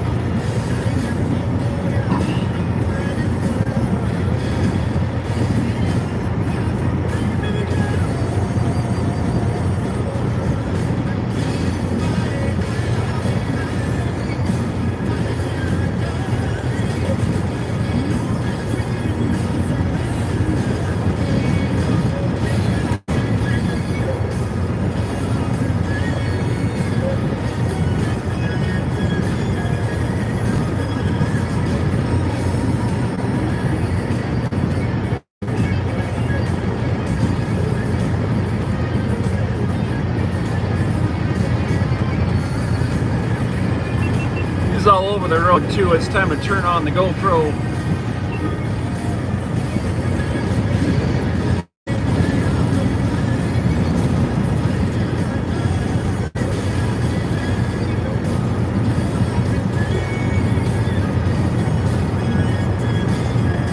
Well, that's why he's got his phone in his hand. Go figure.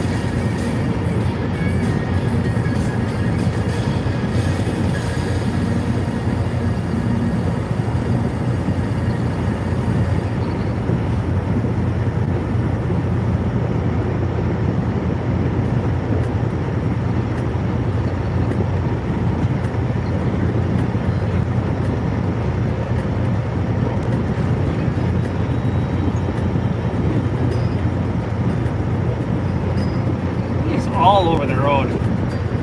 All over the road.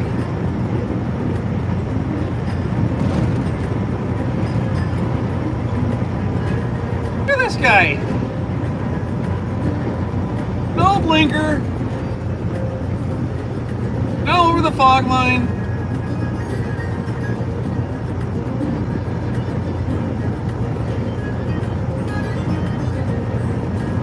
Holy Jesus. Come on, guy, put your phone down. Come on, northbound, put down your phone and drive your truck. You're all over the road. Look at him.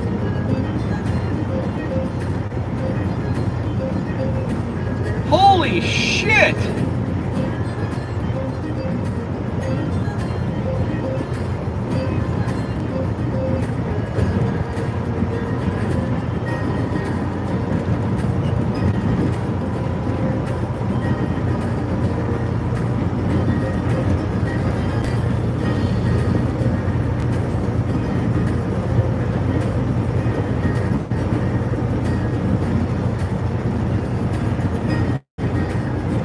Beep in the ear.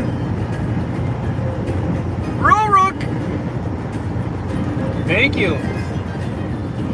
Misha. Thor. Roll Rook says goodnight. Have a good night, Roll Rook. Thank you so very much for helping out the channel. I appreciate that. The dogs and I say thank you very much. Have a great evening. Come on back.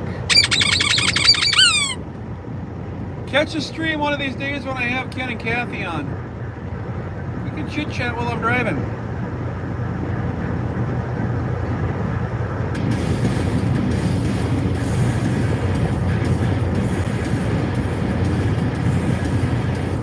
Thank you very much.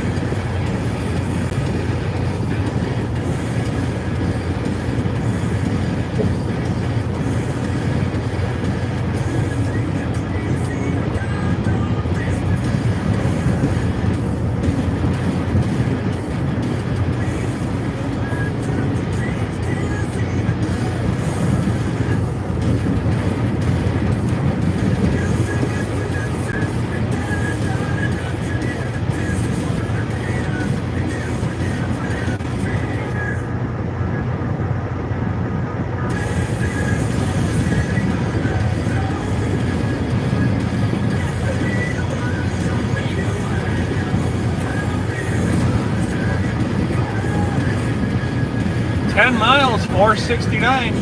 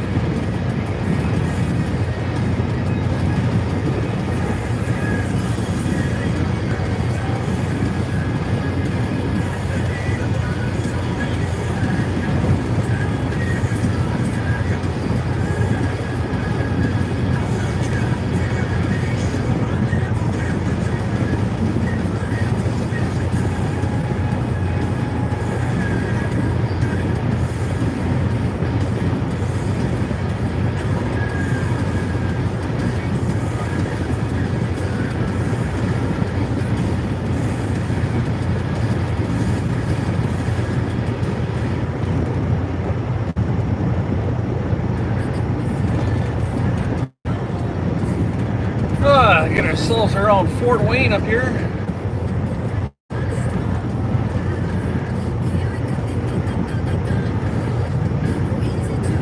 Oh, so your left blinker works. but your right blinker doesn't come on when you need to. You can't use your blinker to pull in front of another big truck, but you pull in front of a car and cut him off.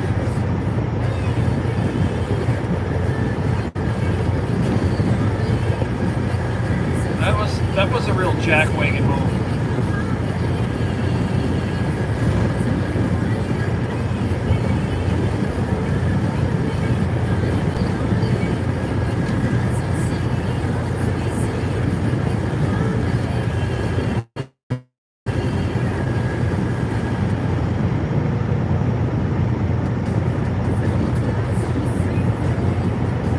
Let's brighten up the road, shall we?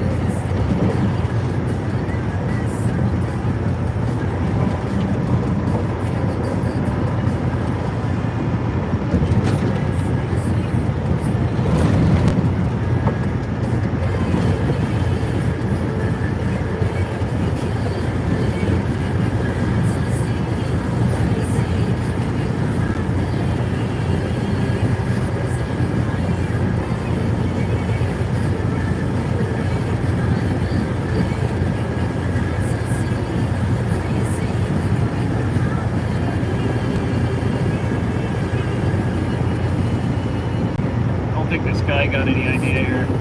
Probably not.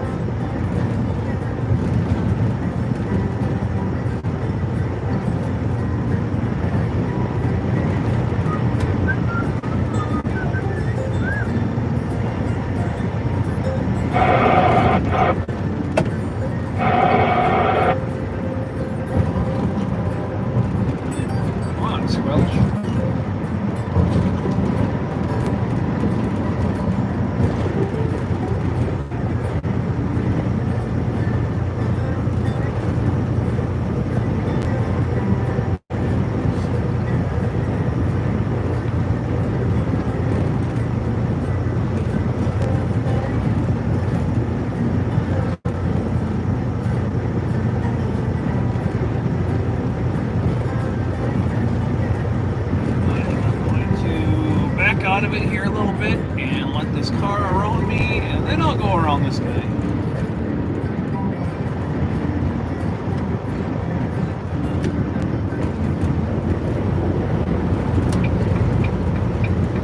Flash your bright lights at me.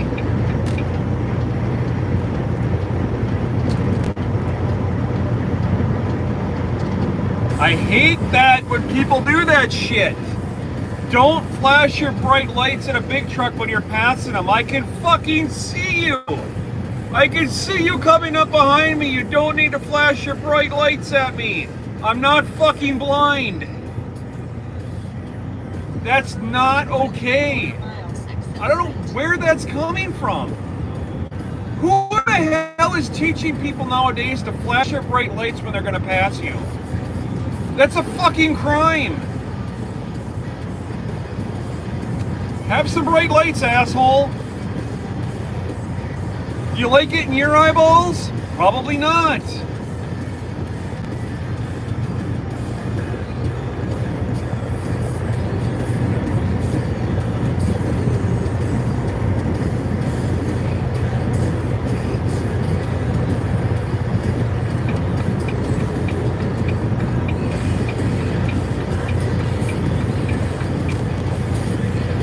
Somebody came in my chat about a month ago and said that they were going to start doing that, and I just about came unhinged. I always flash my lights when I'm going to pass a semi-truck. No, don't freaking do that. God damn it.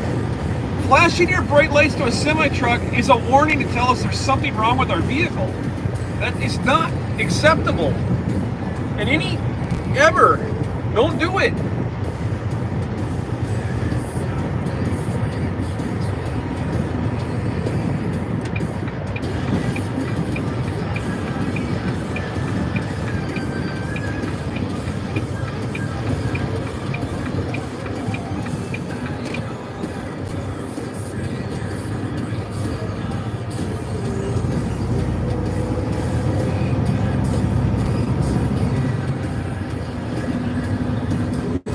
Sets me off.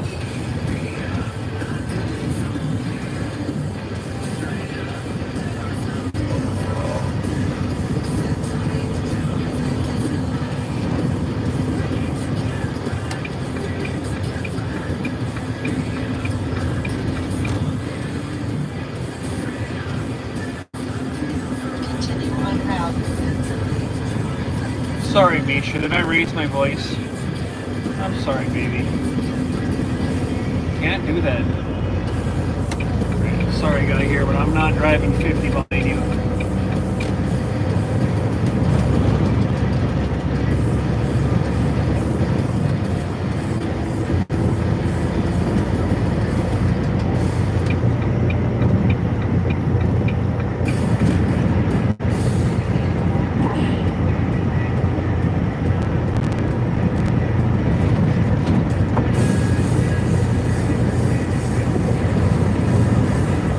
Alright, y'all, we got another 20 miles to go here, and then we'll be eastbound on 24.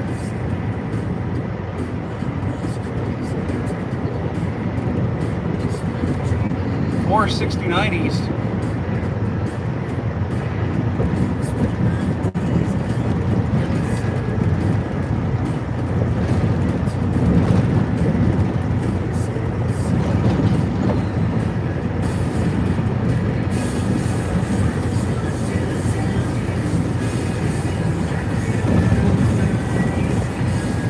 On the east side of Fort Wayne right now, 469 northbound.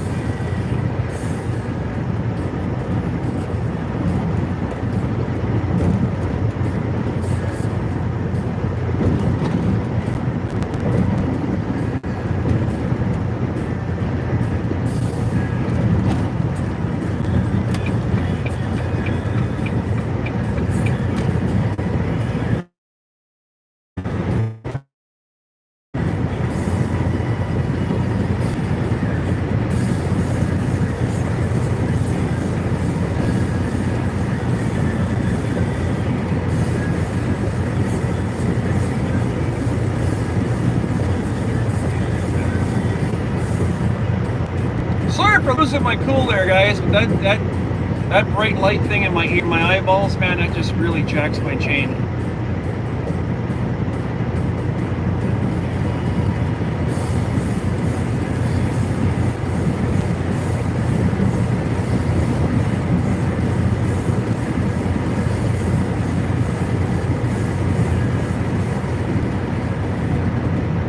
Why did this guy just match my speed here?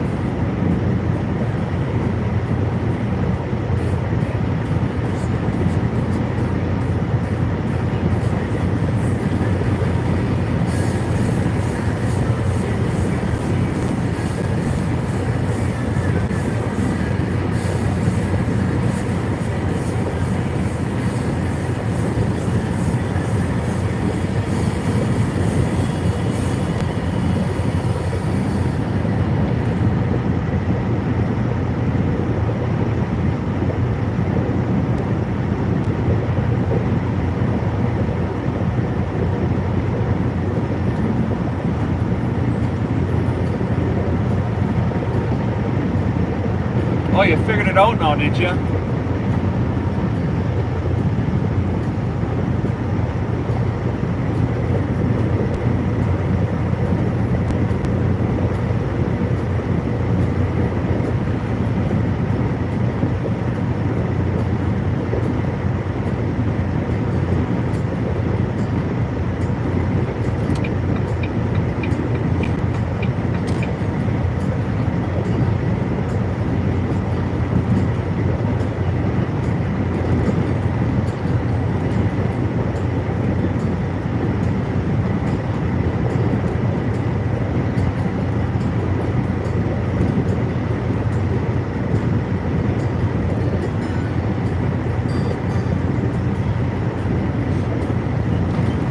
I watched a really good video the other day. It was a short on, I can't remember if it was TikTok or if it was YouTube. I don't remember what it was.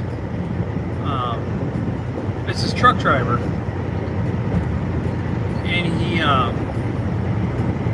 he says this is why semi trucks don't move over for people in cars, and he's talking about vehicles that are merging onto the interstate.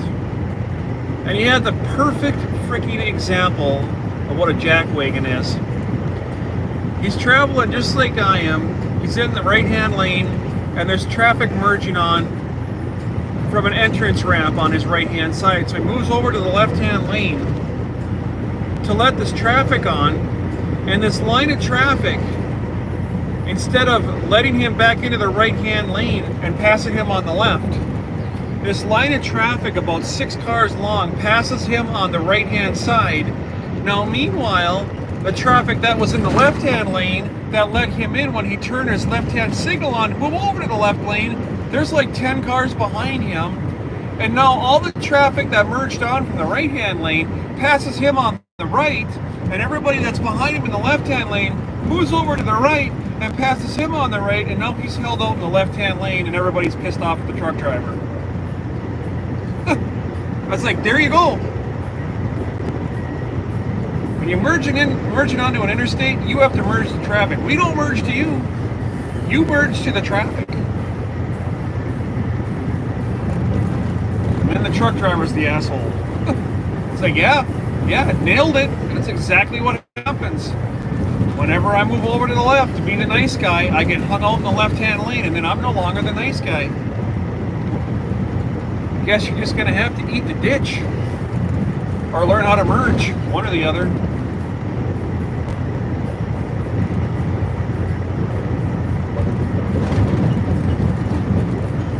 I should have saved that video and reposted it because it was really good. And he wasn't a dink about it. He was like, this is why I don't move to the left-hand lane to let traffic on anymore. It's like when I'm driving through Minneapolis, I have to be in the left lane all the way through Minneapolis because traffic won't let you back over to the right, so why even try?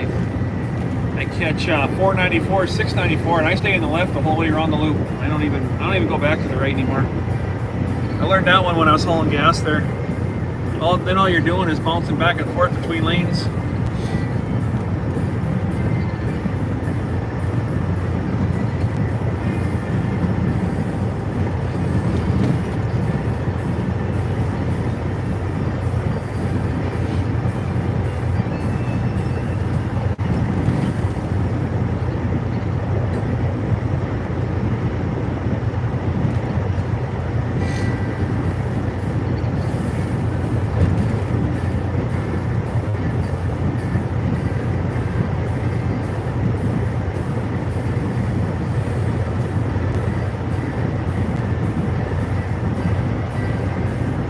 Rights and wrongs. Now, I'm not saying everything I do is right. The majority of everything I do is wrong. I can admit that. I'm only human.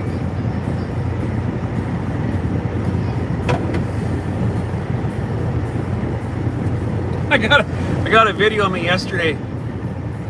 Actually, I got a video today too, but I got a video yesterday that I'm not going to post it because I realized afterwards. This truck stop I was parked in. Well, hold on, back up. Story time with TruckerZeus.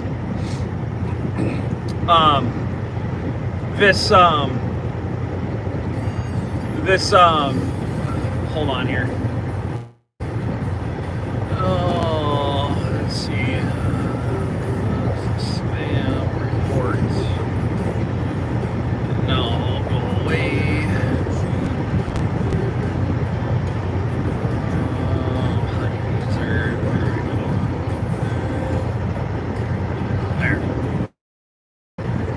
All right, so sorry about that, guys.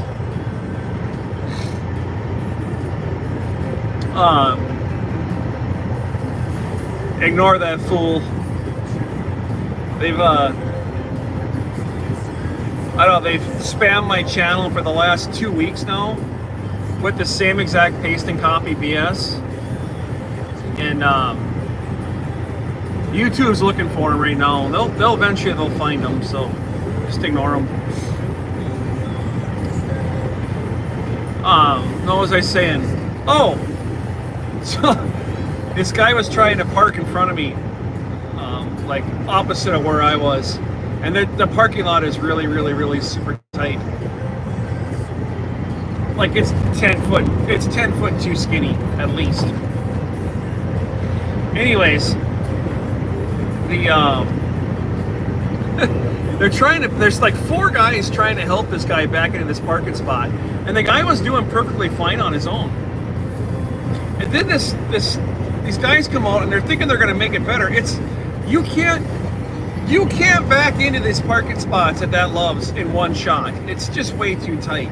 I mean, unless you get it absolutely perfect, but the odds are very, very slim. It's at least 5, maybe 6 pull-ups. So he was backing in and he was doing all right, but then these guys come over and screwed him all up. It took him almost 45 minutes to get his trailer parked. But I jumped out afterwards. I'm listening to these guys. You got 3 guys telling this one truck driver how to do it, and all 3 of them are telling him something different.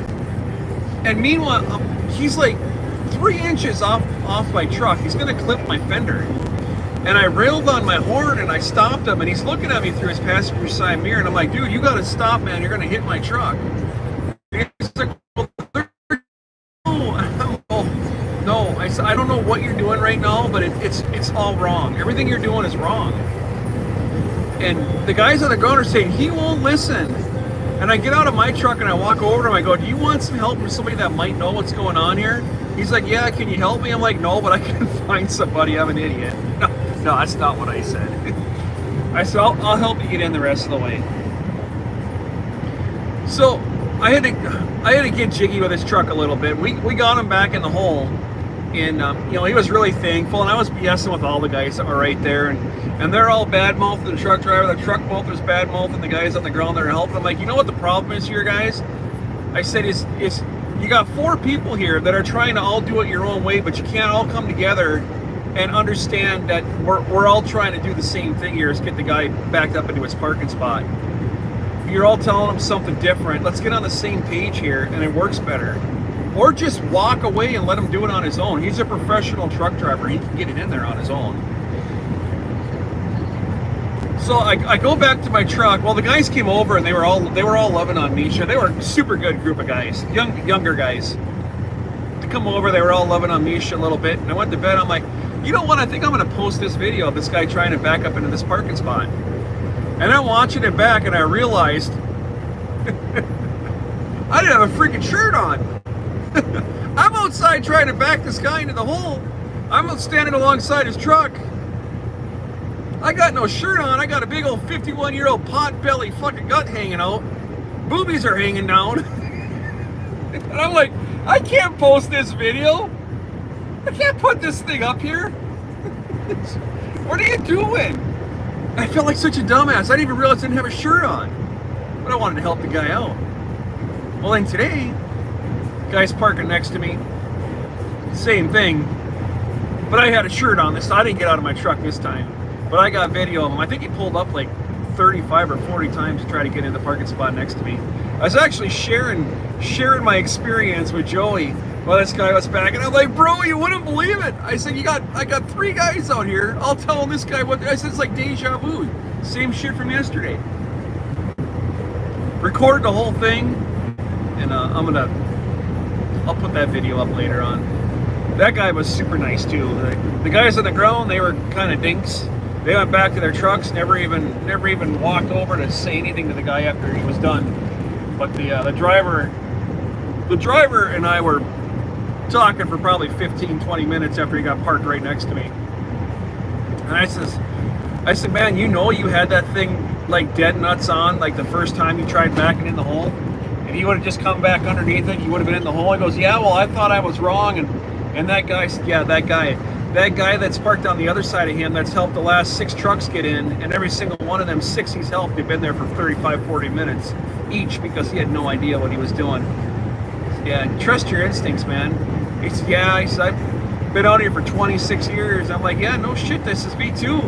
And he goes, I really don't like it when they help. I said, I don't let people help me. I ask them just to go away. I'll get it in there by my own. I don't need your help. Because whatever's going through your head and what I'm seeing in my mirror, those two don't compute. I'll do it on my own. I'm just fine. I've had 26 years. I've never scratched a fender. I'm not starting today. Not my fender, not somebody else's. I've never even rubbed up another trailer in 26 years. So I'm pretty sure that your help that I'm graciously happy you're giving me, all it does is confuse whatever's going through my head. I can see what I need to do. I don't need to make any algebra equations to try to figure out how to back this thing in the hole. I got it under control.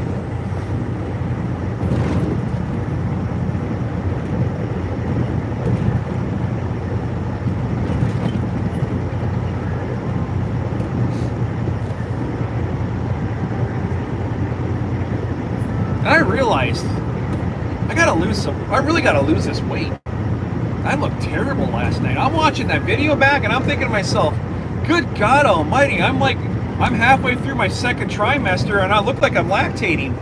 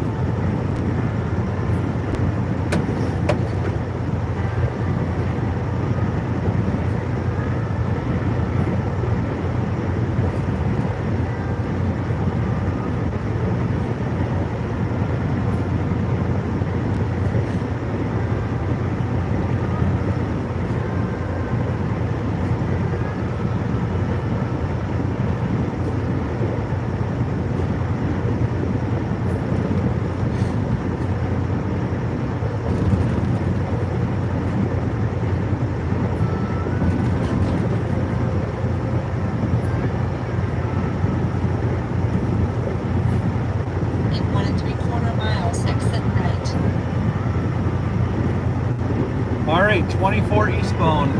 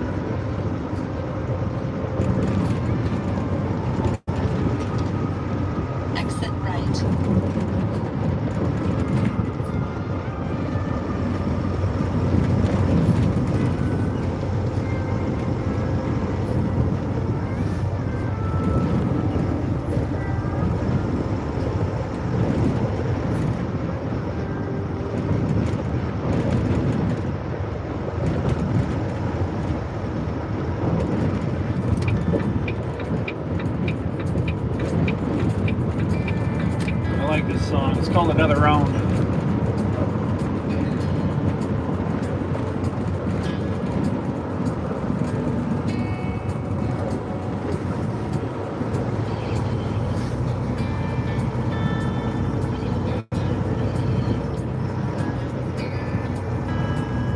One hour and 5 minutes to Archbold, Ohio.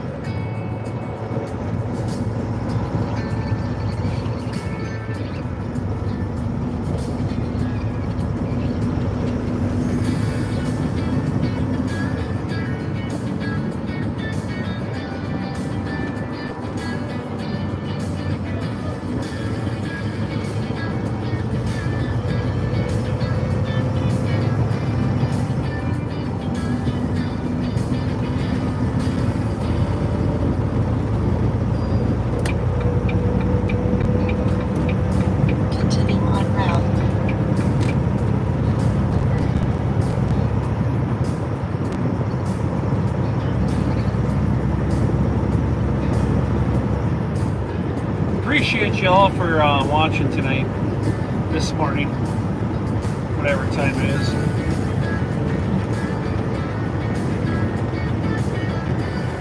"1:34 a.m. here."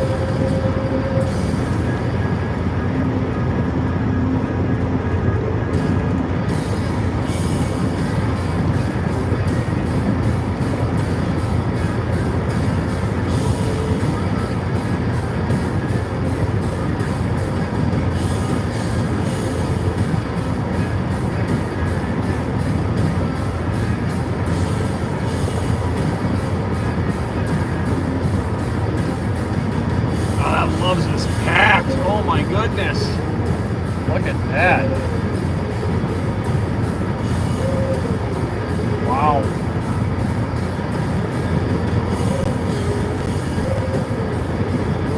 What's the major problem in trucking, people ask? Parking.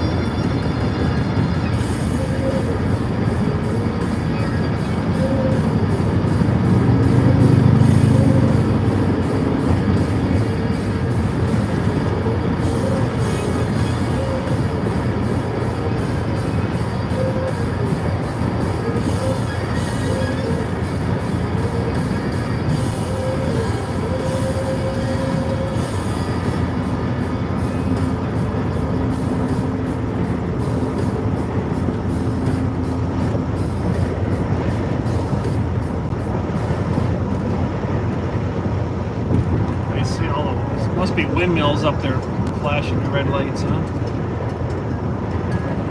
Trying to look and see here. It's got to be windmills.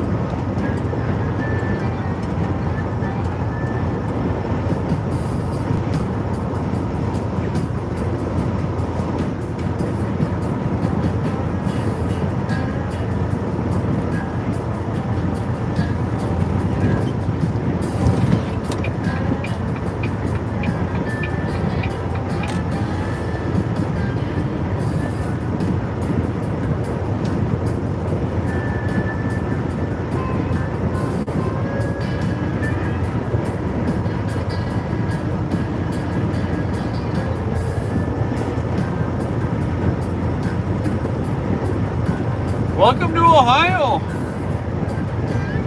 Justin and Patrick land, here we are. Justin, Patrick, if you guys are watching, lock your doors, I'm in your state.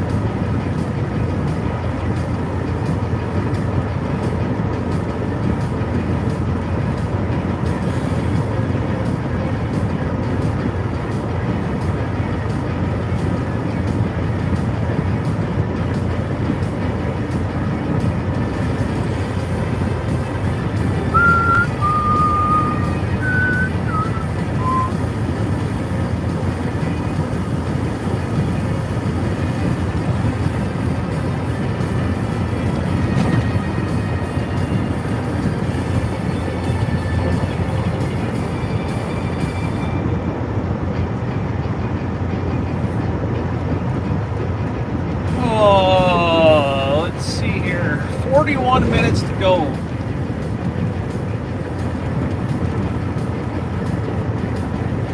Northbound we are.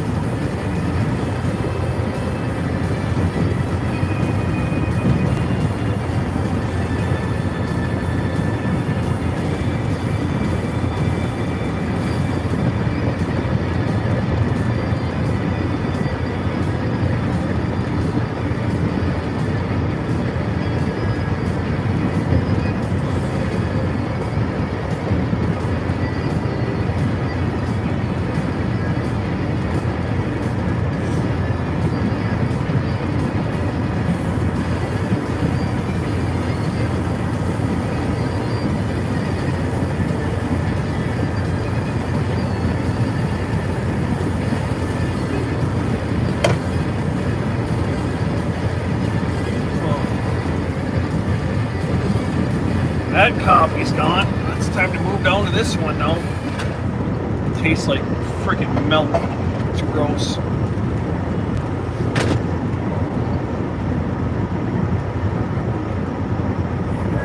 Very disappointing.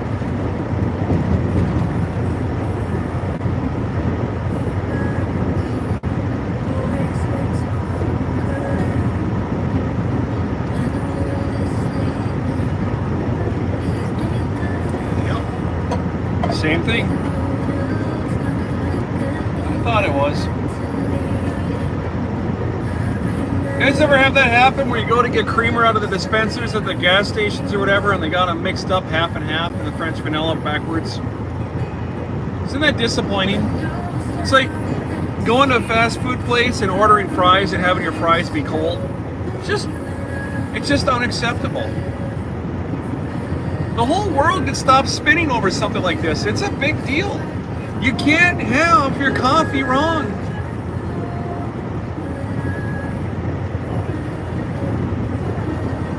Bad things can happen.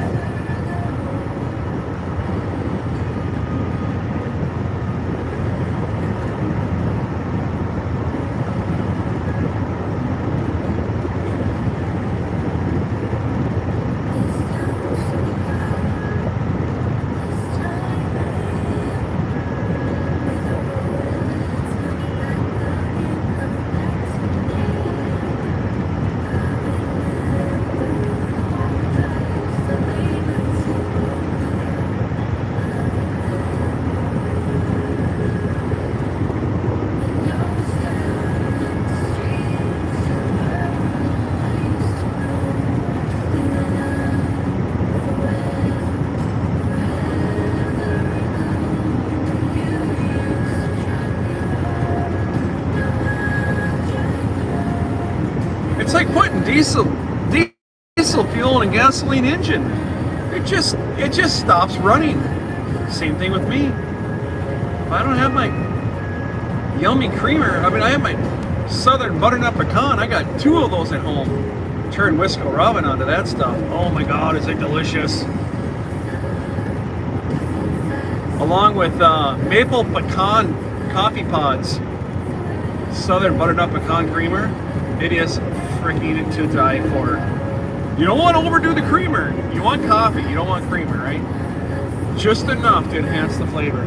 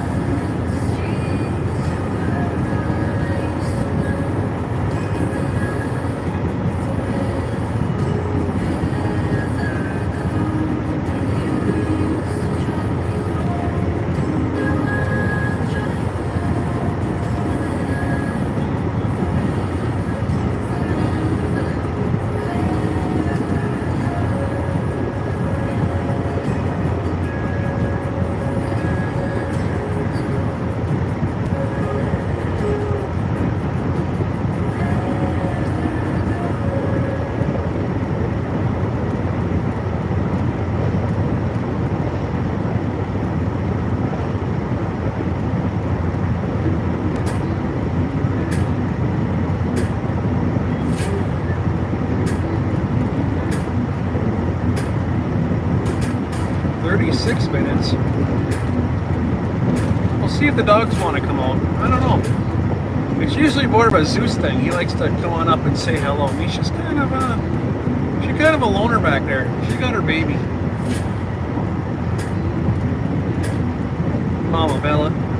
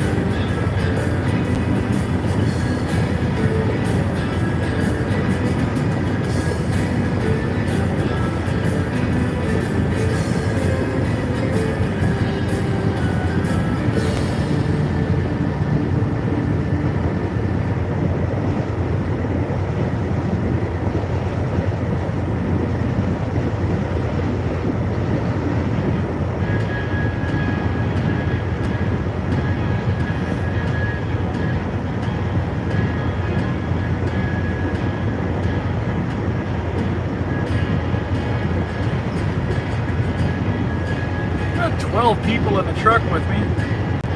Welcome in. Welcome in, backseaters. Jump in and chat. Let me know where you're from. I'd like to know.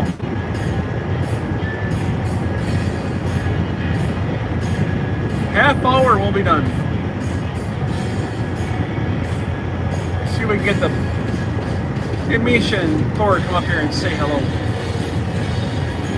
We can try.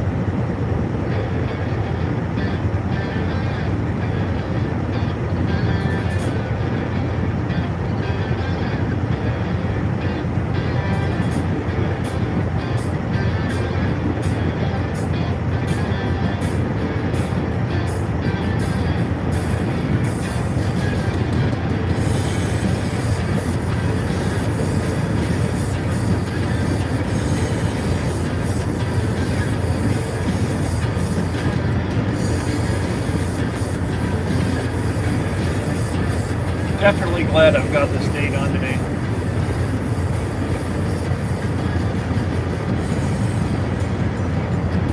Well needed 3 hours of driving that had to get done. 14 hours and 14 minutes to the customer. 885 miles. That's going to be interesting.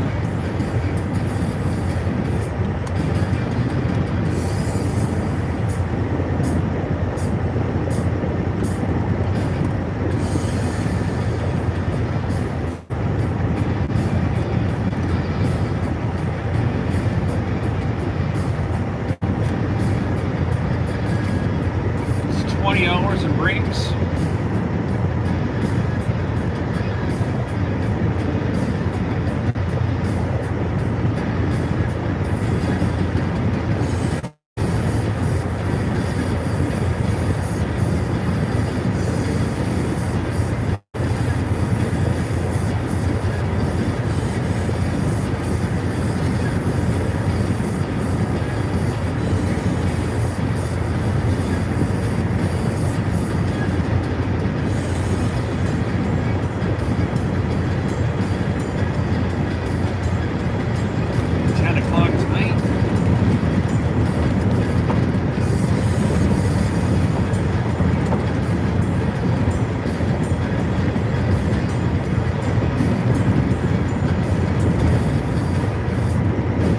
I don't think it's going to happen. I really don't think it's going to happen.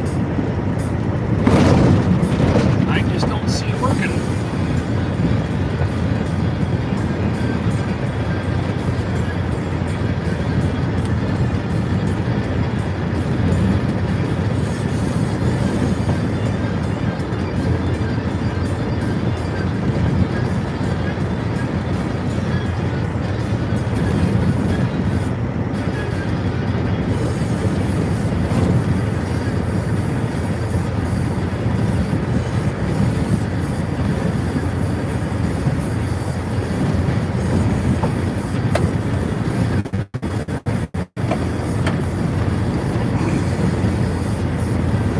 Pretty good feeling this one's going to go to the yard. I'll have to do it on Monday. Get my truck fixed this weekend.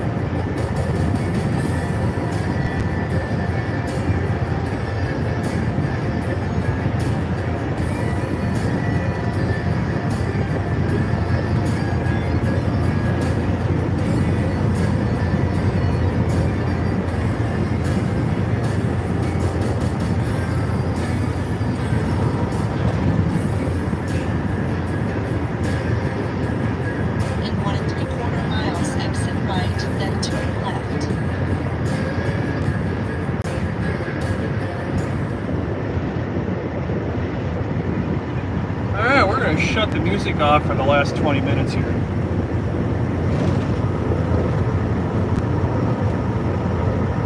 Driving some county roads.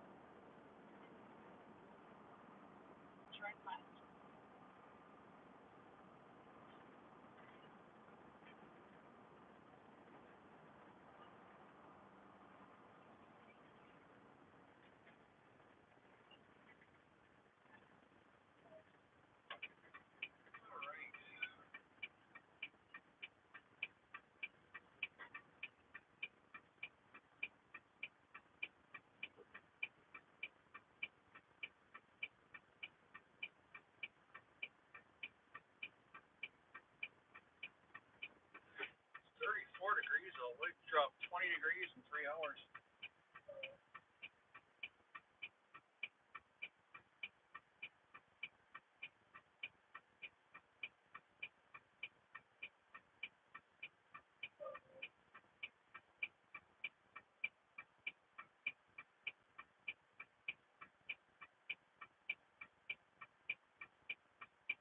Anytime, light. I mean, I'm here. Thank you. Thank you for turning yellow. I mean, jeez.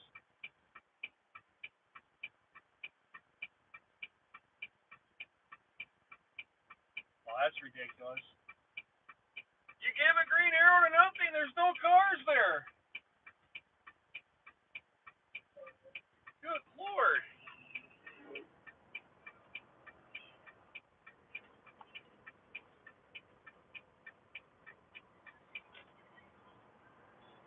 Continue on route.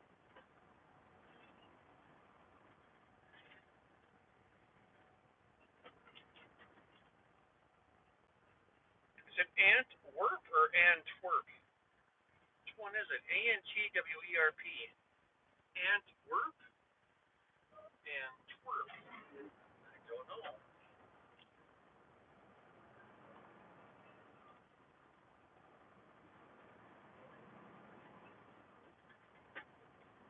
All right, the last 20 minutes here, guys. I got to turn the music off so I can just kind of concentrate on these back roads. I have not been on this road before. I don't want to have that going. Concentration.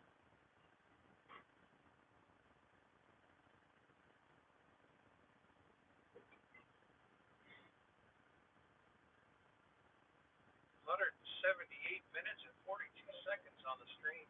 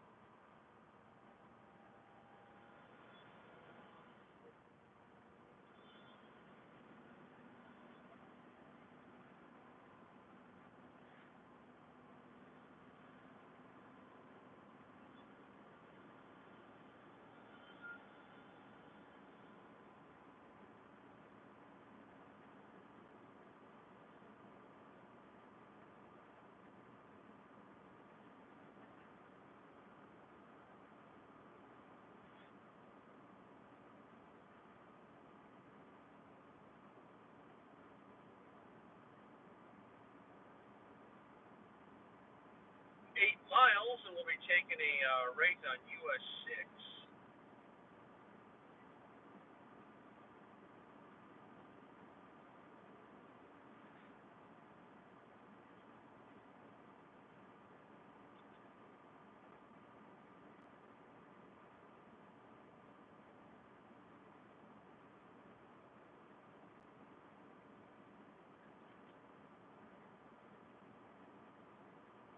I have this thing parked in just a little over 15 minutes. Give about 6.5 seconds of PUPPY time, potting the dogs, and I'm going to bed.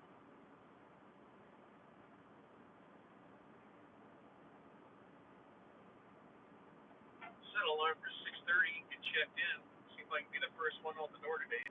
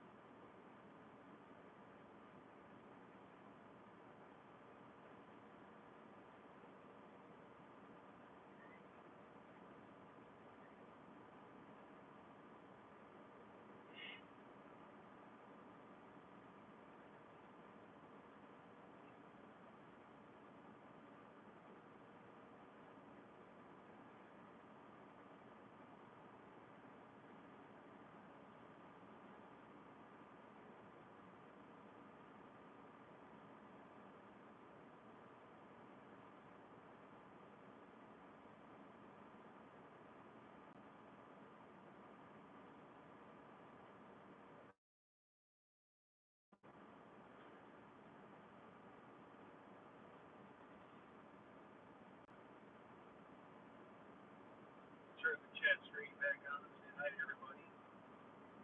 See who's here.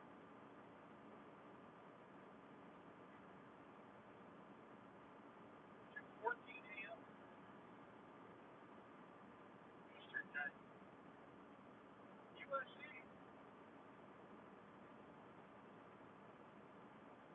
Instead of explaining, just some nights like quiet. Now I'm talking. Shut up. Stop talking. I like the sound of my voice.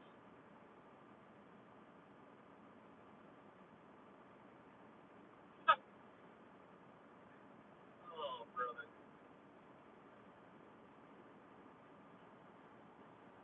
Story time with TruckerZeus. So my oldest was about 5 years old. Yeah, I think he was a little older now. I think it might have been like second grade. Parent-teacher conferences. Oh, I don't want to get the rabbit. Oh, I just missed the rabbit. He turned around, went the other way. So that was close. Good thing that rabbit. You guys see the rabbit? You little rabbit. I almost got it. So we went in for parent-teacher conferences. And teacher said something a little different. Oh, what's that? He's just chitter-chattering. I'm like, yeah, he's been like that his whole life. There's what? I suppose he was second grade. How old are you? 7, 8 years old, I suppose. Yeah, everybody just really likes him. He's just such a good kid. He talk. Like, yeah, that's him. The other half the year goes around. Go back for parent-teacher conferences later on that year. Sit down with the teacher. The teacher says, kid just talks. You know, he got his first person to raise his hand, and he'll just talk. That's the kid. That's how he is. So get home. Like, gotta ask you a question, bud. He's like, yeah, what? No.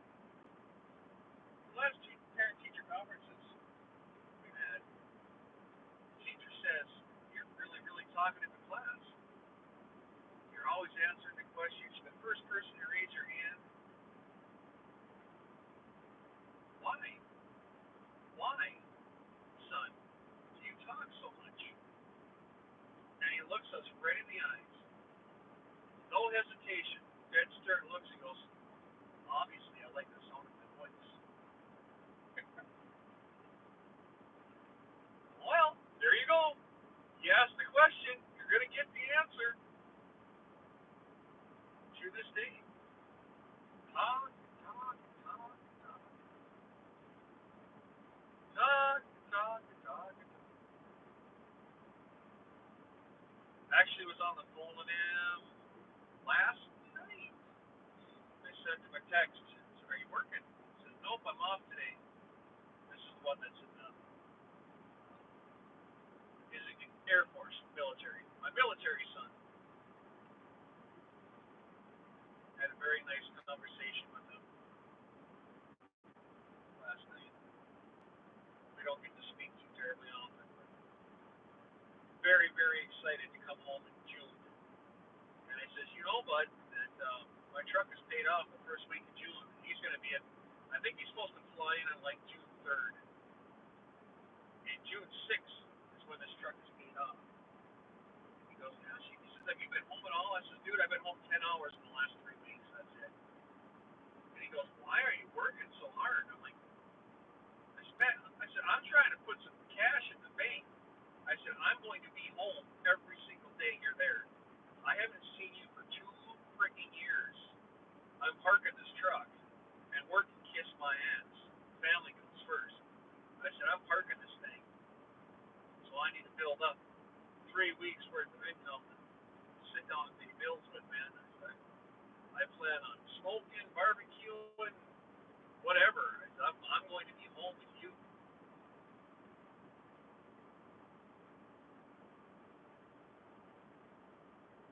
That's why.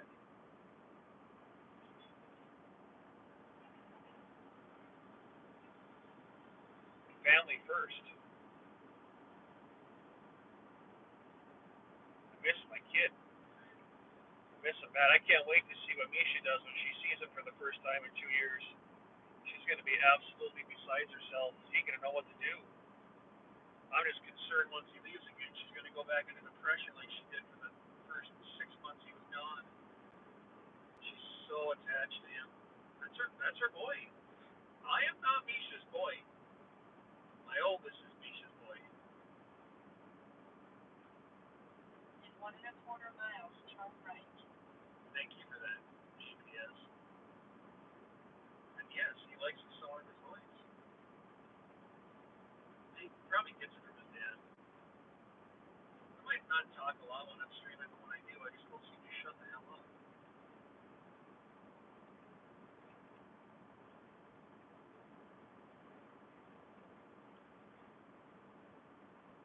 Oops, hit the wrong button there. Turn my headlights off. Hit the interrupt switch. It gets really dark when you do that out here.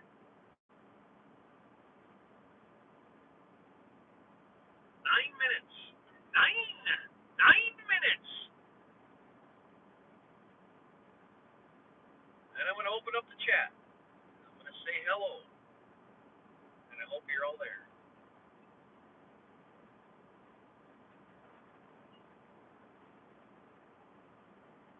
Oh, story time with TruckerZeus. Complete. That's like 3 of them in one night. How about that, huh? 3 story times in one stream. It's going to be some kind of a record.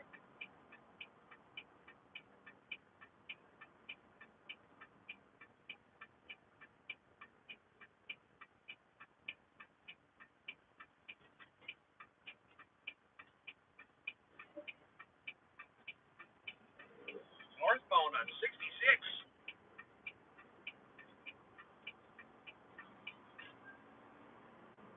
In 3 miles, turn left.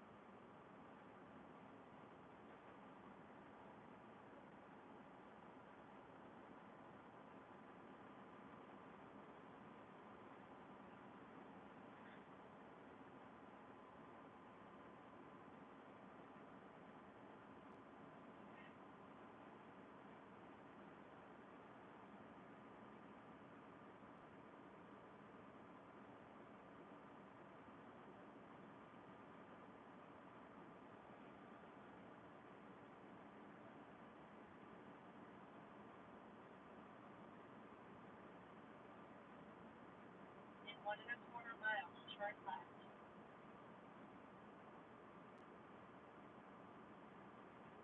Alright, let me know if you're still in chat, guys. We're parking this thing in just a couple minutes. You're still here. Say here. If you're not here, then don't say anything. Got 11 people in the truck.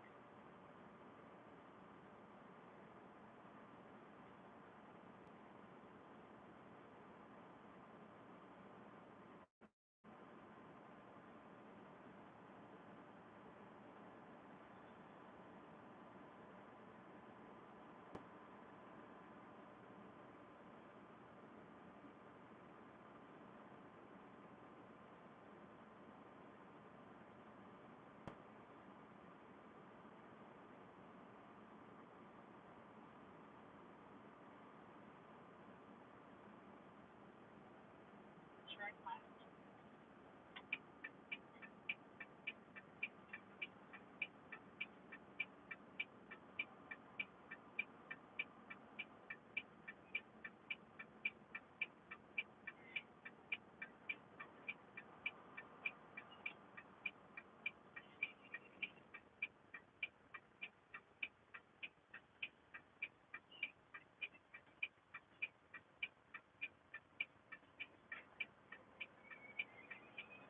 In 3 miles, turn left, then turn right. 3 miles. Why don't I recognize this? Like, I've been here many times. I think I come out of the north, that's why I'm heading south, not heading north.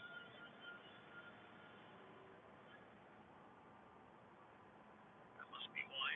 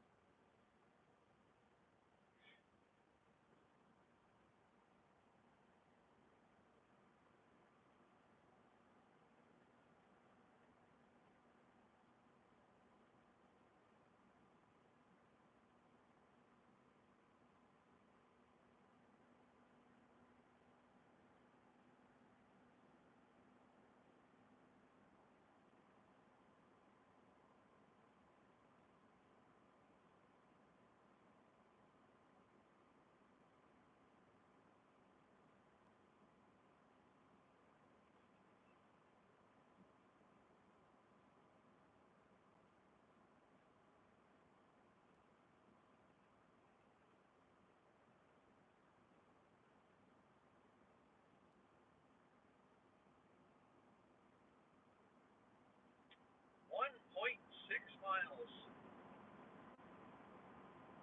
And we're there.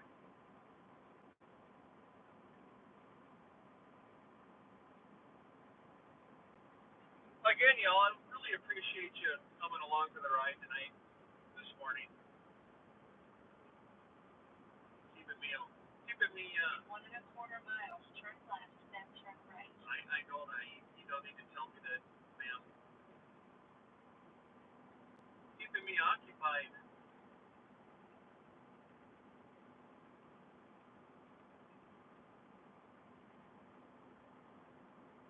Open this chat screen back up here just a couple seconds. Chicken hooks? Where are those? Storage? What does that say? Storage. U-Log storage building.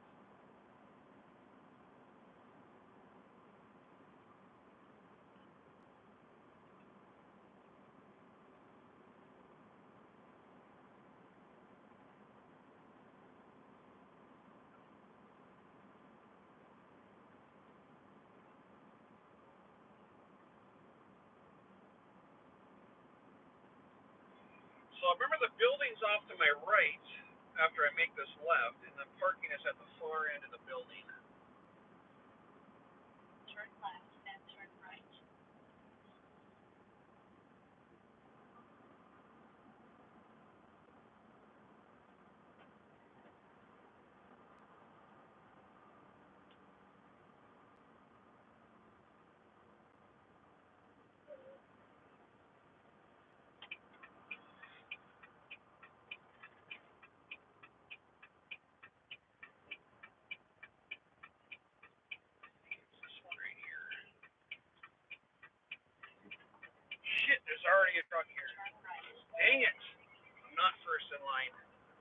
son of a gun. Well, that bites.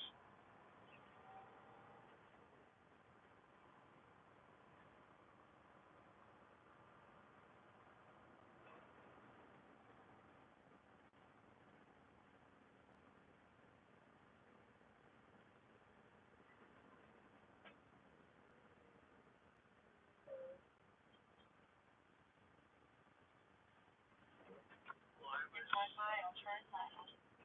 gonna go walk and see if I can check in real quick. I don't know if there's anybody in shipping or receiving or not.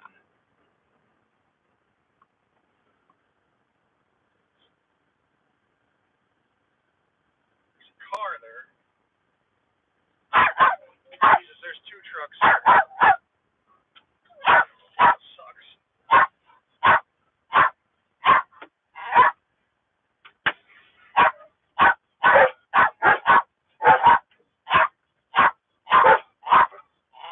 Alright, so I'm just walking there and see if I can check in. Hold on 1 second. Alright, we're back. What's up, Liz? Aussie Tiger. Justin Henry. Nancy D and AZ. What else we got in here? Jade Dragon was in the house, huh? The box of pennies waiting on that. Oh, so he's gone. Alright, let me go see if there's anybody in receiving to check in for tomorrow, or if I just need to do this tomorrow morning. I don't know. Then I'm gonna park up there. See where those lights are? Like way up over there? That's where I'm gonna park.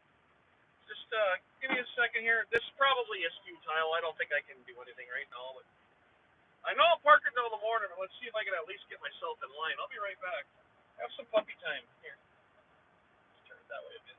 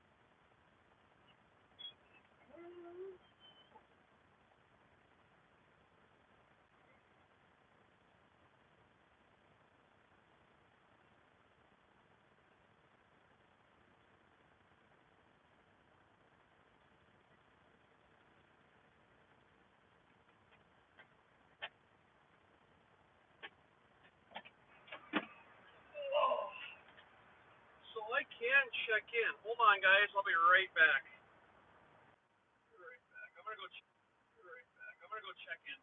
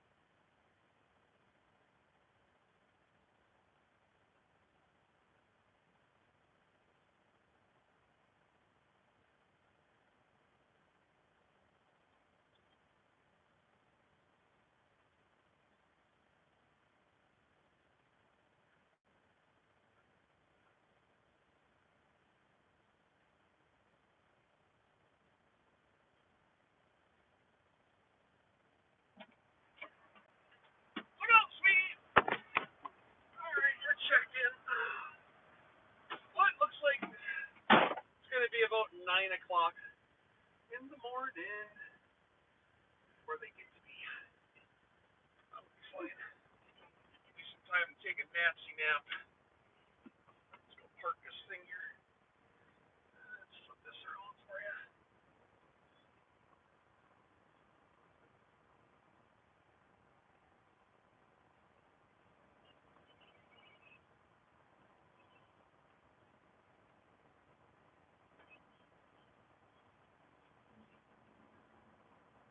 Said this place is sit here and wait for a while. I know that. Every time I've come in here, it's been at least a 10-hour wait. So we can get in here at 9 o'clock. And this guy's already loaded, so I'm the first one on the list. So that's really good. Makes me very happy to know that I got here in front of everybody. That's spectacular. I beat them all.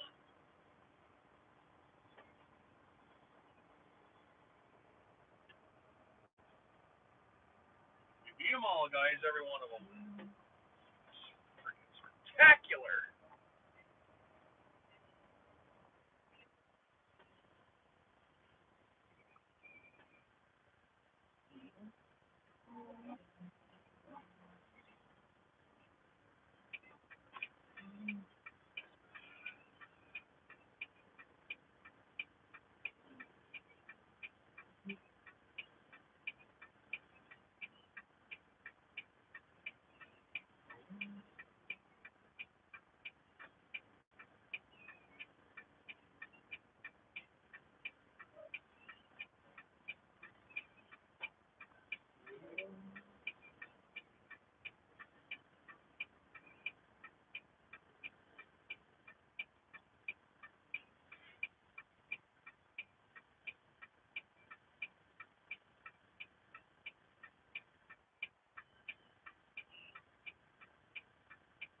Back here.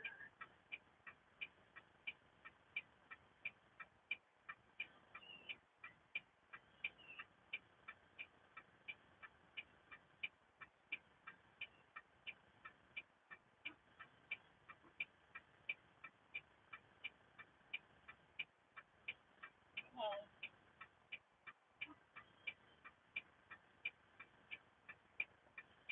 I think we're back all the way.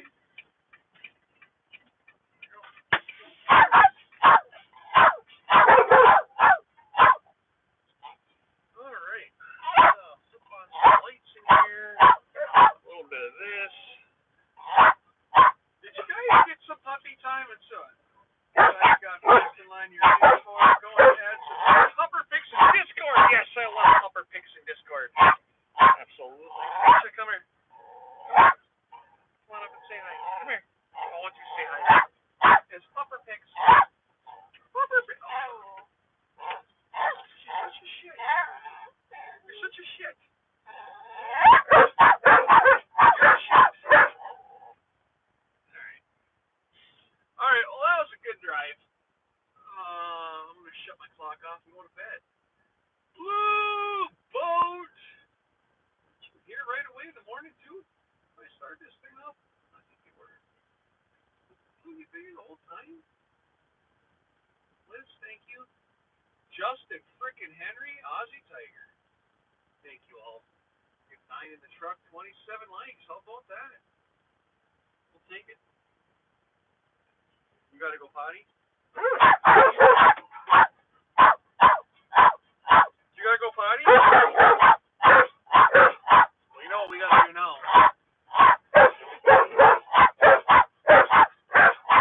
He can't bark without jumping.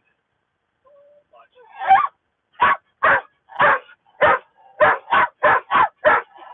He can't bark without his paws coming off.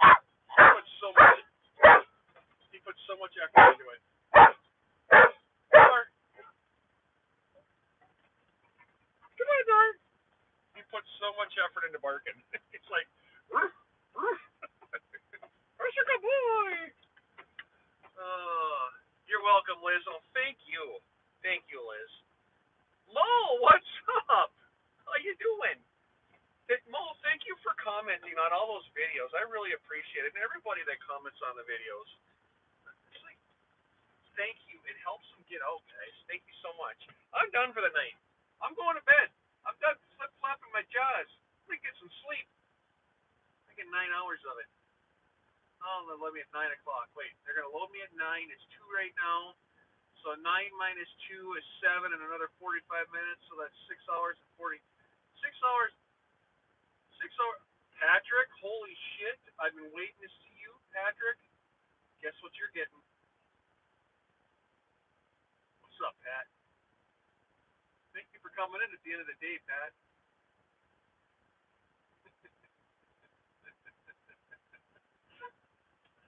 Holy shit. Alright. We're done. Wait for Patrick to call. Well, I want to make sure Patrick's not crying. Hold on.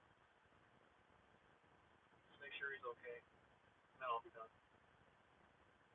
Life is short, the days seem long. It's right now before they're gone.